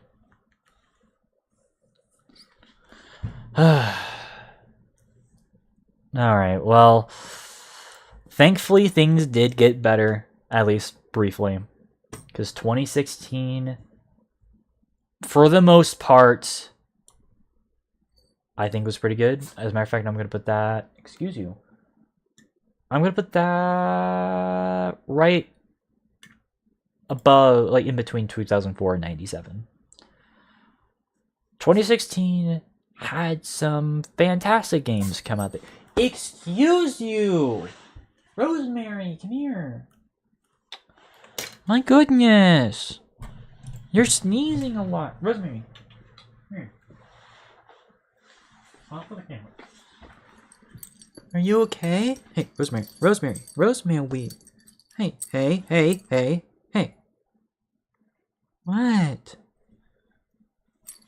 Why are you sneezing so much? My goodness. My goodness. I know. She concerns me sometimes. Anyways. So yeah, 2016 I thought was actually a pretty good year. I definitely would say the second best year for gaming of the 2010s. There were just a lot of bangers that came out that year. Yeah, XCOM 2. Yeah, you had XCOM 2. You had Uncharted 4. You had Titanfall 2. Stuff like Inside, Dark Souls 3 for a lot of people. Some amazing DLC as well, obviously. Like Witcher 3's Blood and Wine was highly respected at the time. Stellaris, Shantae Half Genie Hero. There's just kind of some underrated gems right there. I don't know. For me, 2016, I think was just an overall solid year, despite some of the problems that a lot of games that were plaguing games around that time had. I genuinely thought that 2016 overall was a surprisingly competent year with its releases. Not everything landed, and there's definitely some games that have aged poorly, i.e. Overwatch. And hell, even some games that I like, but I think are a bit overrated, like Battlefield 1. But 2016, I think, was a genuinely really good year. And I think, from what I've seen, people tend to really like 2016, or at least remember it pretty fondly, at least as far as video games. It was a terrible year for pretty much everything else, though. So, if there's one thing that 2016 was thankfully saved by, it was video games, I would say. Even if there was the occasional Umbrella Corps or No Man's Sky. So, that's just me, though. But then we get to 2017.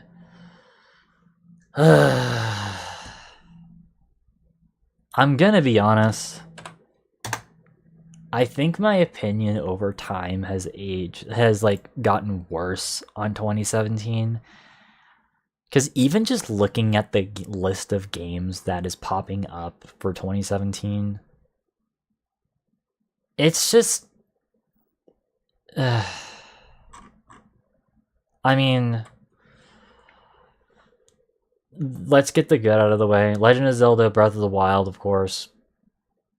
Pretty much a comeback for Zelda for a lot of people.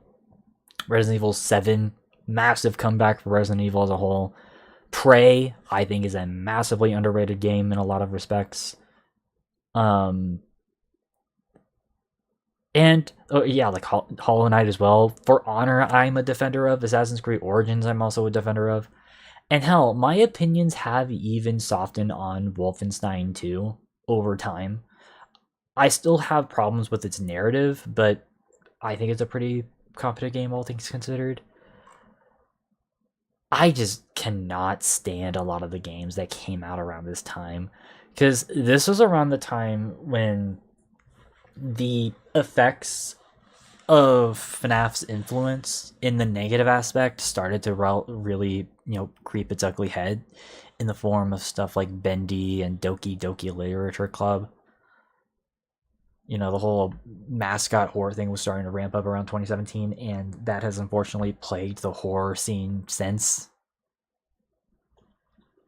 Also, this was a year where, the Battle Royale took over, and I've already ranted about that whole fucking thing plenty of times before, and we unfortunately still see the effects of those games to this day in the worst ways possible, I would argue. And hell, even games that I like now were the faces of massive controversies back then. Let me remind you that in 2017, this was the year that brought us Star Wars Battlefront 2, the new one. Well, new is subjective, but this game was the center of the loot box controversy. So much so that games had to remove that feature, including Battlefront 2. That's how bad it got by this point. And I think because of that, this year, unfortunately, is plagued by a lot of those problems. And again, that's not even the only game that I like from this year that was riddled with controversy. Call of Duty World War II, a game that I think, as far as a Call of Duty game is concerned, is actually pretty competent and is literally what people asked for back in the day. It is one of the most hated games in the franchise. I don't get it, because it's literally what people asked for. But I digress. Also, again, there was just a lot of excuse you. This was just also a year where there was just a lot of releases that I just don't really care for that much. Like the first Mario and Rabbids game, ARMS, Splatoon 2. Notice how these are Nintendo Switch games, so I don't know. The Friday the 13th game, which I know that got shut down and I know that was a cult classic, but whatever. This was just a year that I just felt like was very problematic in a lot of ways. And honestly, because of that, I'm going to be honest, I'm going to put this in D tier. The games that were good, that I like, do save it somewhat, but man, 2017 was really rough. And unfortunately, it doesn't get better, because 2018, I'd argue, in some ways, was even worse than 2017. I mean, again, the Battle Royale craze really plagued this year in the worst ways possible. So much so that a bunch of games basically tried copying the successes of these games. And I hated it. Like, I absolutely despised it whenever it was a thing. And I still hate it to this day. And hell, I mean, for starters, though, the shooter category. We didn't even have a shooter category in 2018. Because literally every shooter game that was released in 2018, or most of these games, they had problems with them. And it wasn't just that was a problem. Because even games that I like from 2018 were riddled with massive issues. Assassin's Creed Odyssey was, the center of a lot of controversy as far as its time saver mechanics. So yeah, that was a problem. Battlefield 5 and Black Ops 4 was filled with a ton of different controversies that I don't want to really get into. Sea of Thieves was basically just an incomplete mess when it came out. Fallout 76 was the most broken game for a good couple of years. And I don't know why people defend that game. So, yeah. I mean, yes, even though Among Us didn't become popular until 2020, it still came out in 2018, and well, I'm not a big fan of that game at all. So, no thanks. What else? Oh yeah, no, this was the year that I felt like FNAF was really just kind of not very good. Or hell, even just like the games that were just being clones of that. And again, even games that I like from 2018, now, well, they were just kind of swept under the rug. Shadow of the Tomb Raider, that game's good. It was swept under the rug, though. That's for damn sure. Thankfully, Hitman 2 got some recognition, which fair. I love that game. So yeah, like, I don't know, man. 2018 was kind of rough. Thankfully, Red Dead Redemption 2 helped save that year. Same thing with God of War in a lot of ways. Hell, even Spyro Reignited helped keep things up a bit, but I'm gonna be honest, 2018, again, D tier. And there was even less games from 2018 that I liked. So, yeah.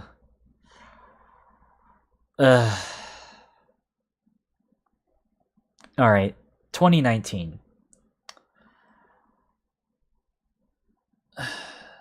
This one's a difficult year to talk about because, again, it's not exactly a transitionary year. 2020 was the transitionary year. But, I don't know. There were some good games that came out that year.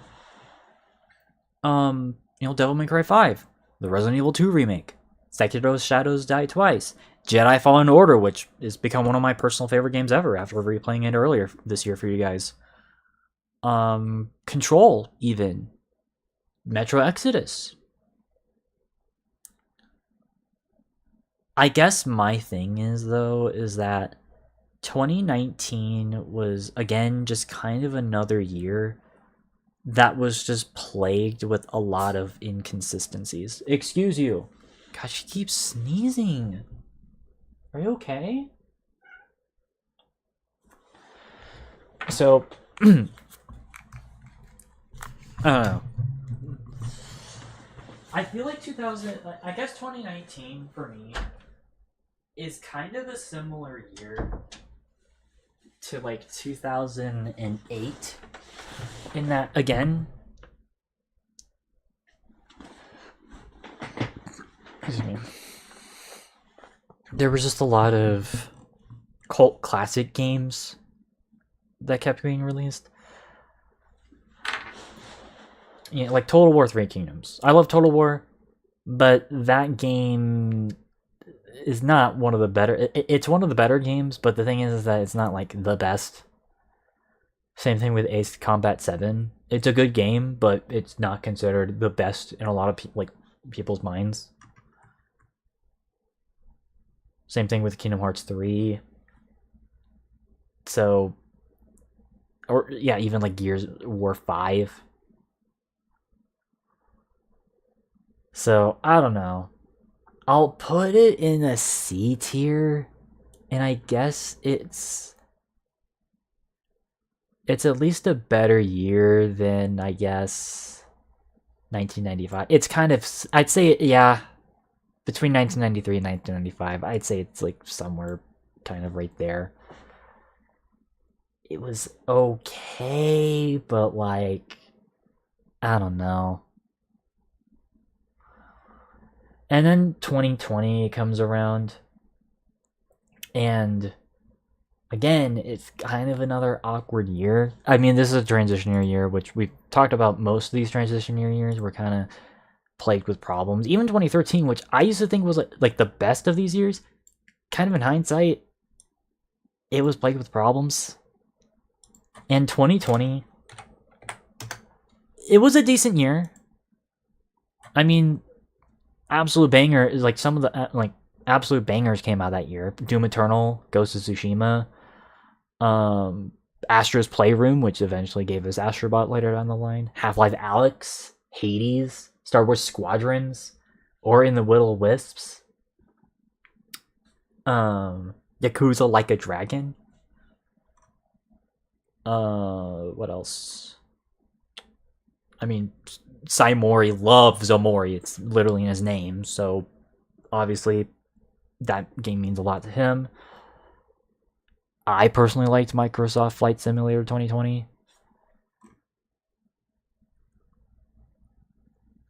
Actually, okay, okay because of like these games, like listing throughout these games. It's definitely a better year than 2019. Like, there's some solid games here, but there's also some games that aren't really that great or had shit releases. Like, let me remind you guys that Cyberpunk 2077 was the most infamous launch for a video game ever. Like, again, this game had a terrible launch, not too dissimilar to, well, 16 times the detail. I forgot to do the memes from earlier. God damn it. Whatever. 16 times yes, the detail. Cyberpunk was the most broken game since Fallout 76. And I was kind of excited about this game because, you know, I wanted something a bit different. I wanted an open world game by a respected studio with a setting that I wasn't really familiar with. Now I don't give a shit about Cyberpunk because of its launch. Again, get your launches right. So, there's that. And, well, Last of Us Part 2, of course, I don't want to really rant about that game. There are definitely some bad faith criticisms of that game that I don't agree with at all. That's not my issue with this game.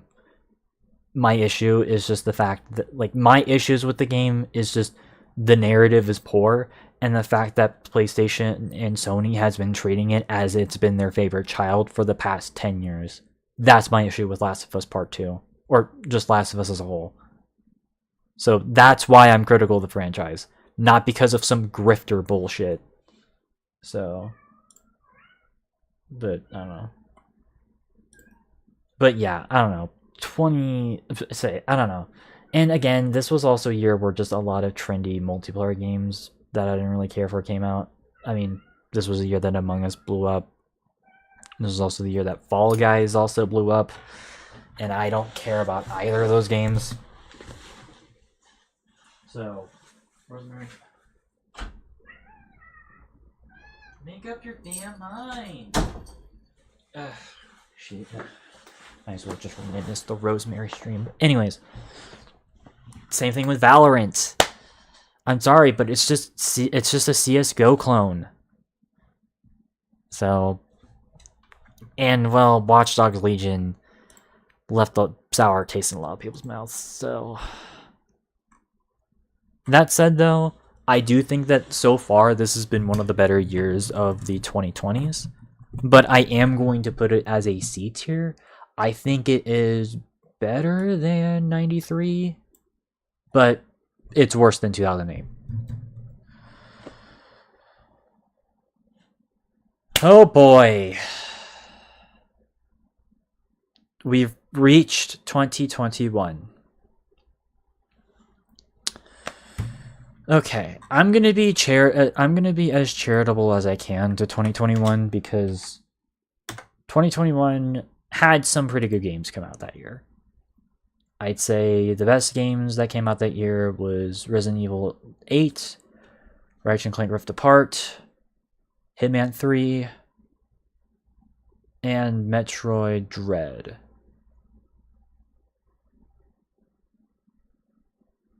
But that's where our problems really begin. Because I feel like 2021, and to be fair to 2021 as well, before I even get into this, it's not a lot of it is not the developers' faults of a lot of these games. It's because of the pandemic. Because let me remind you, the pandemic really hurt video game development bad in 2021. And as a result, a lot of these games were being made in people's literal homes, just like mine. They weren't able to go into their offices. And so as a result, that screwed a lot of dev time on a lot of games from 2021. And so I am at least a bit more sympathetic than a lot of people might be when it comes to a lot of games that came out of 2021. Because truth be told, there's some games that here's a bit of a secret. There's actually a decent amount of games from 2021 that I actually kind of like, that a lot of people shit on. Like for example, Halo Infinite. Yes, it had some issues when it first came out, but I liked the gameplay of Halo Infinite. It was actually some of the most fun I had in a multiplayer game in a while. Granted, I couldn't stream it because of the computer I had, but whenever I was playing it, I had a lot of fun playing it. And hell, I'll even say this. I don't think Far Cry 6 was that bad of a game. I know people like to shit on Far Cry 6, but I thought it was better than Far Cry 5 in a lot of ways. It was an improvement. Granted, there were some things that it stepped like it would. There were some things that like they took backward steps on with Far Cry 6, unfortunately. But as a whole, Far Cry 6 is an okay game. And hell, even the indie scene was... There were some decent games that come out of the indie scene, like Inscription or Loop Hero in a lot of people's eyes. And like even, you know, I don't know. It's just, the thing is though, is that yes, despite some pretty good games coming out this year, unfortunately because of the pandemic, this year was plagued, and I do mean plagued, with tons of broken launches and just questionable game design. Again, it's more than just Battlefield 2042, people. There were plenty of other games that had massive problems that came out of this year. Back 4 Blood, anyone? You know, Deathloop, which I don't even know why that was like the critical darling of that year. That game is like the most average game ever.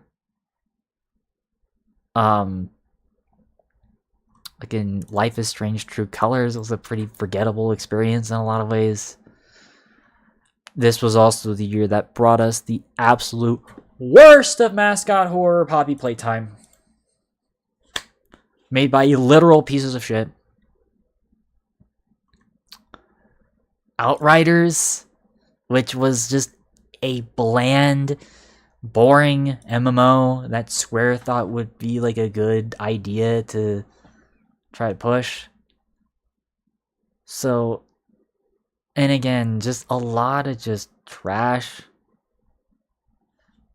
And well,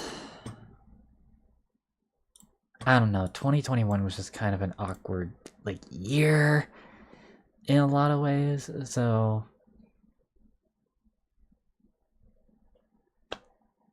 I don't know, like, that's it. Is it the worst year in gaming history? Because I think I did say that before. I mean, I definitely think that it's one of the worst, but if I'm gonna be honest, like, okay, it's unfortunately going to be an F tier, but like, is it worse than 2012? I mean, I'd say yes. Is it worse than 2000 though?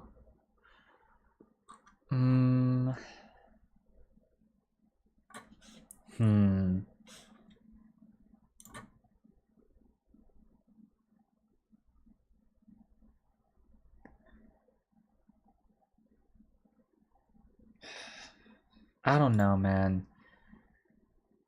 I mean, here's the 2000 was really bad, but 2020, I don't know, man. I mean, I think for me personally, okay, I will admit 1992. The reason why that year is so low is because whenever I was trying to do my research, oh my god, it was like an absolute nightmare trying to like find any game that wasn't like ripping my hair out. I don't know. It's okay. I definitely do think that so far it has been the worst year of the 2020s. Like that's for damn sure, you know? You think you're better than me? Oh. Oh.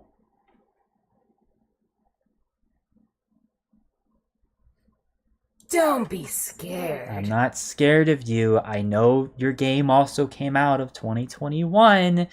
It's just the thing is that I'm just trying to state the fact. Don't get distracted. Okay, fine. Okay. Okay, jokes aside, I don't know. 2021, man, it was just... And yes... Okay, I do also have to address the other games that I do like, because I forgot to do that. Yes, Far Cry 6, I like. Sue me. Nick All-Stars, I like. Sue me. And then Security Breach. I've seen motherfuckers say that this is the worst game of 2021. Fuck off. Yes, it had a shit launch. Trust me, it had a terrible launch. But it wasn't as bad as Battlefield 2042. I was there for Battlefield 2042. I was there on the launch week of Battlefield 2042. I give Security Breach a pass. Okay, I don't give a pass, but it's less offensive to me because of just how fucking, like, because it's like a smaller studio, and this was like, you know, it was like still one of their like earliest games, so I give it a little bit of more leeway, like, or I give it a more like leeway. That doesn't mean that I defend it though. Get your fucking launches right. But for me, Battlefield's the bigger offender because again, that was a franchise I fucking loved, and I'm kind of scared of what's going to happen with the new Battlefield game. But I digress. And also, well,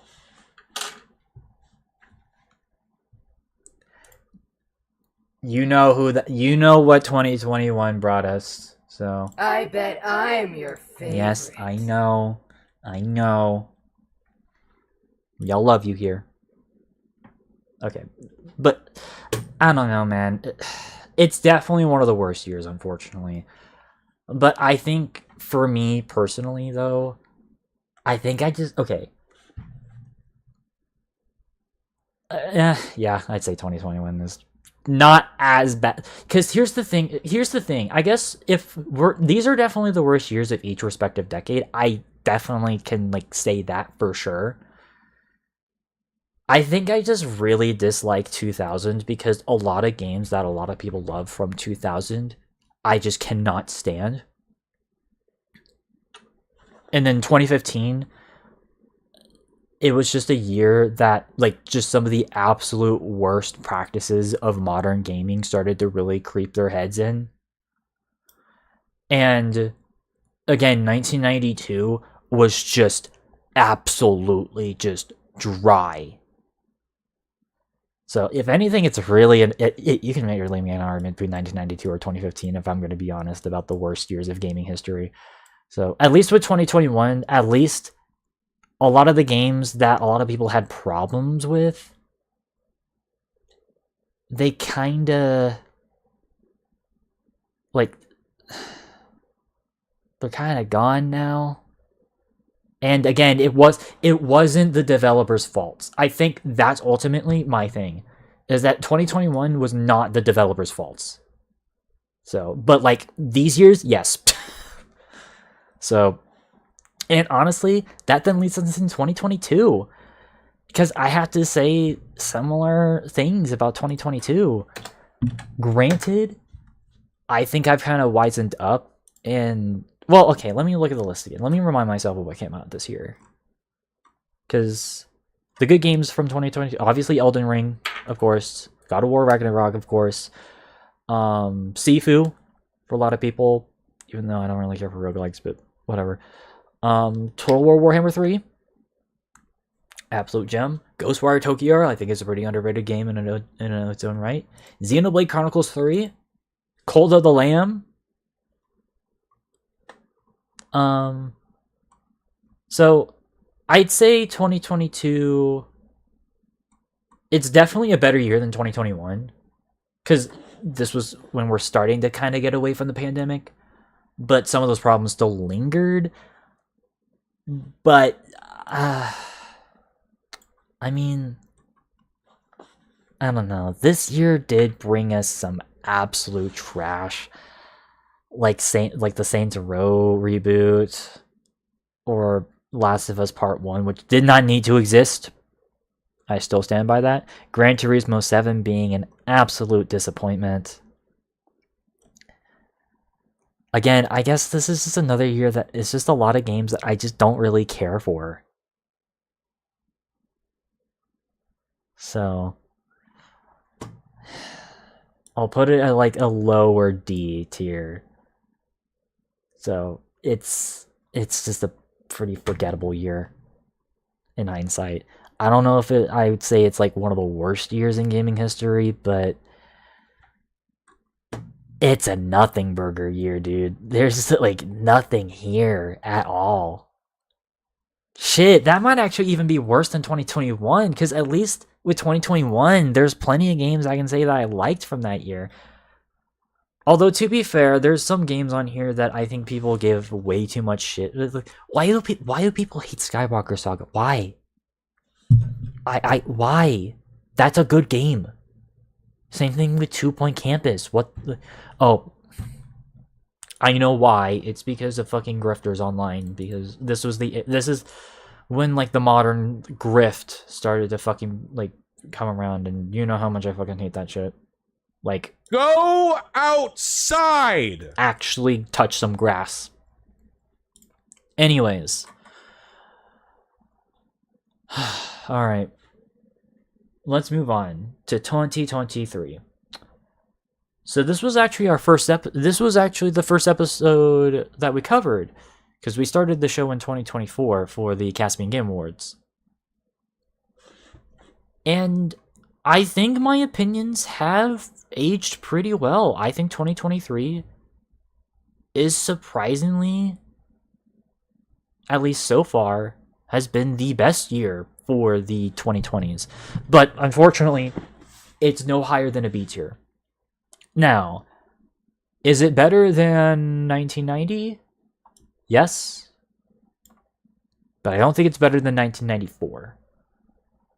I would say that, yeah, it's somewhere in the middle. Because this year brought us some pretty good... Like, this is definitely when like we're out of the pandemic for sure.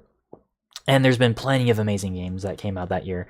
Yeah, like Tears of the Kingdom came out that year. Super Mario Brothers Wonder came out that year. Even though I'm not like the biggest fan of the modern Mario art style, I respect the gameplay. Liza P, the Dead Space remake, Alan Wake 2, Star Wars Jedi Survivor, which yes, I know the PC version had problems, but it's a good game. Outside of that, Armored Core 6, the Resi 4 remake, and hell, even some underdog classics for me personally. I liked Atomic Heart. I know a lot of people had problems with it, but I personally liked it. And hell, even Immortals of Avium I've kind of grown on recently. The thing is, though, is that there was some absolute trash that did come out of 2023, though. I think some people kind of forgot that this was the year that brought us The Day Before, and that god-awful Gollum game. But there's a decent amount of games that came out of 2023 that I think, in, the past couple of years have aged pretty well. Hell, even games that like I'm personally I'm not even really caring about, like Hi-Fi Rush or Dead Island 2. Those are highly respected games now.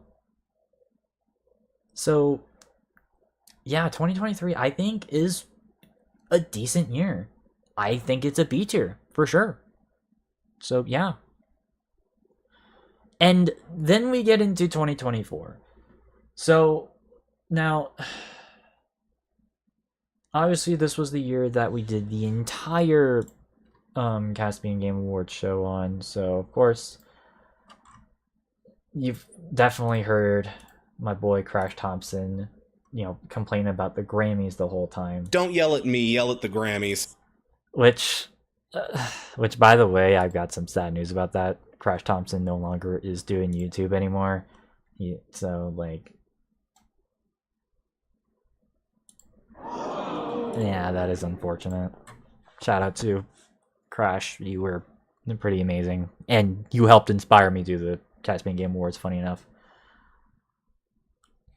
But 2024, I think, is another awkward year to talk about because, well, A, that's literally last year, and so we're kind of,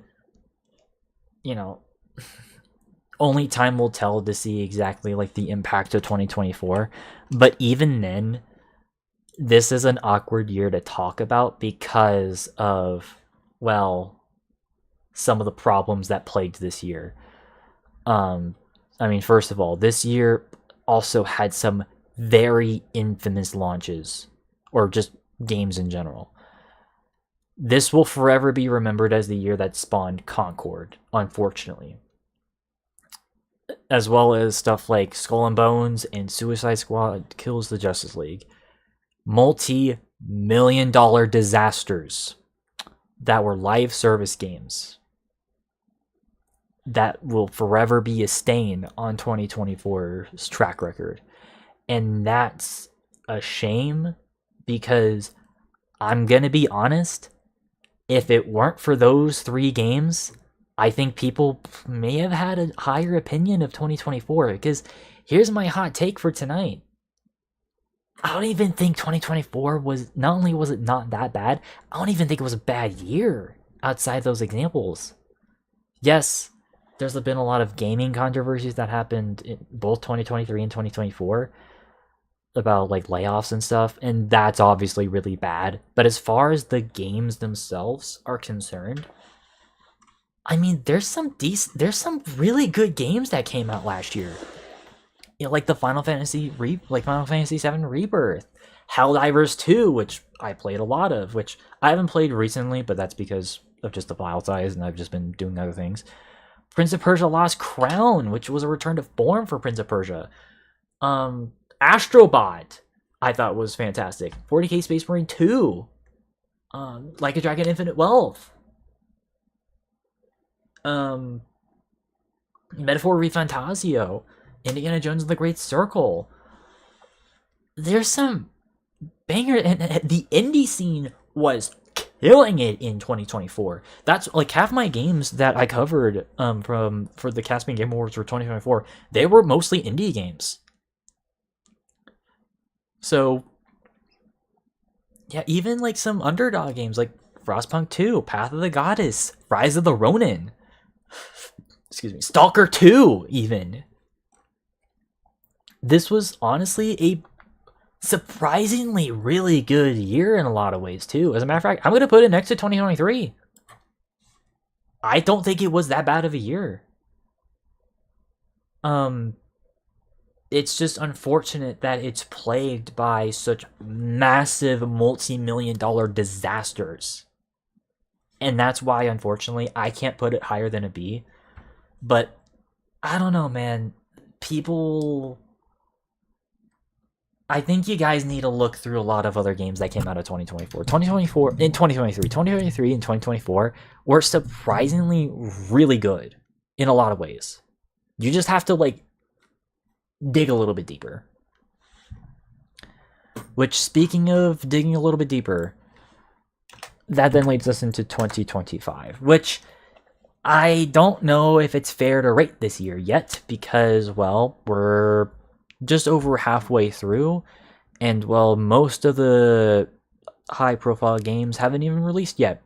They're not going to start releasing until next month, in August. So I guess this is kind of a tentative ranking as of right now, so do keep that in mind.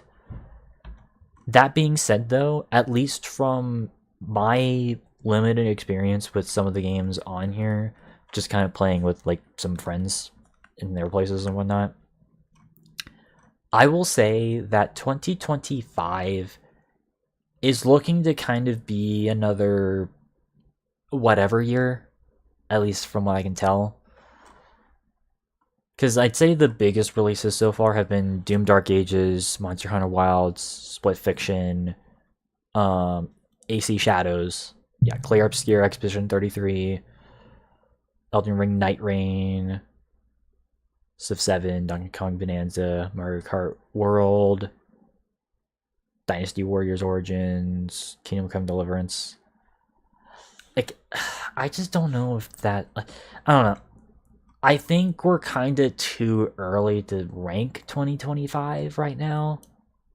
So I think I am going to wait on 2025 until I do my Caspian Game Awards. And now I'll even, in an eventual update tier list, I might even like change the order of like every single game here. I guess I'll put 2025 for now, at least, like right here. Just like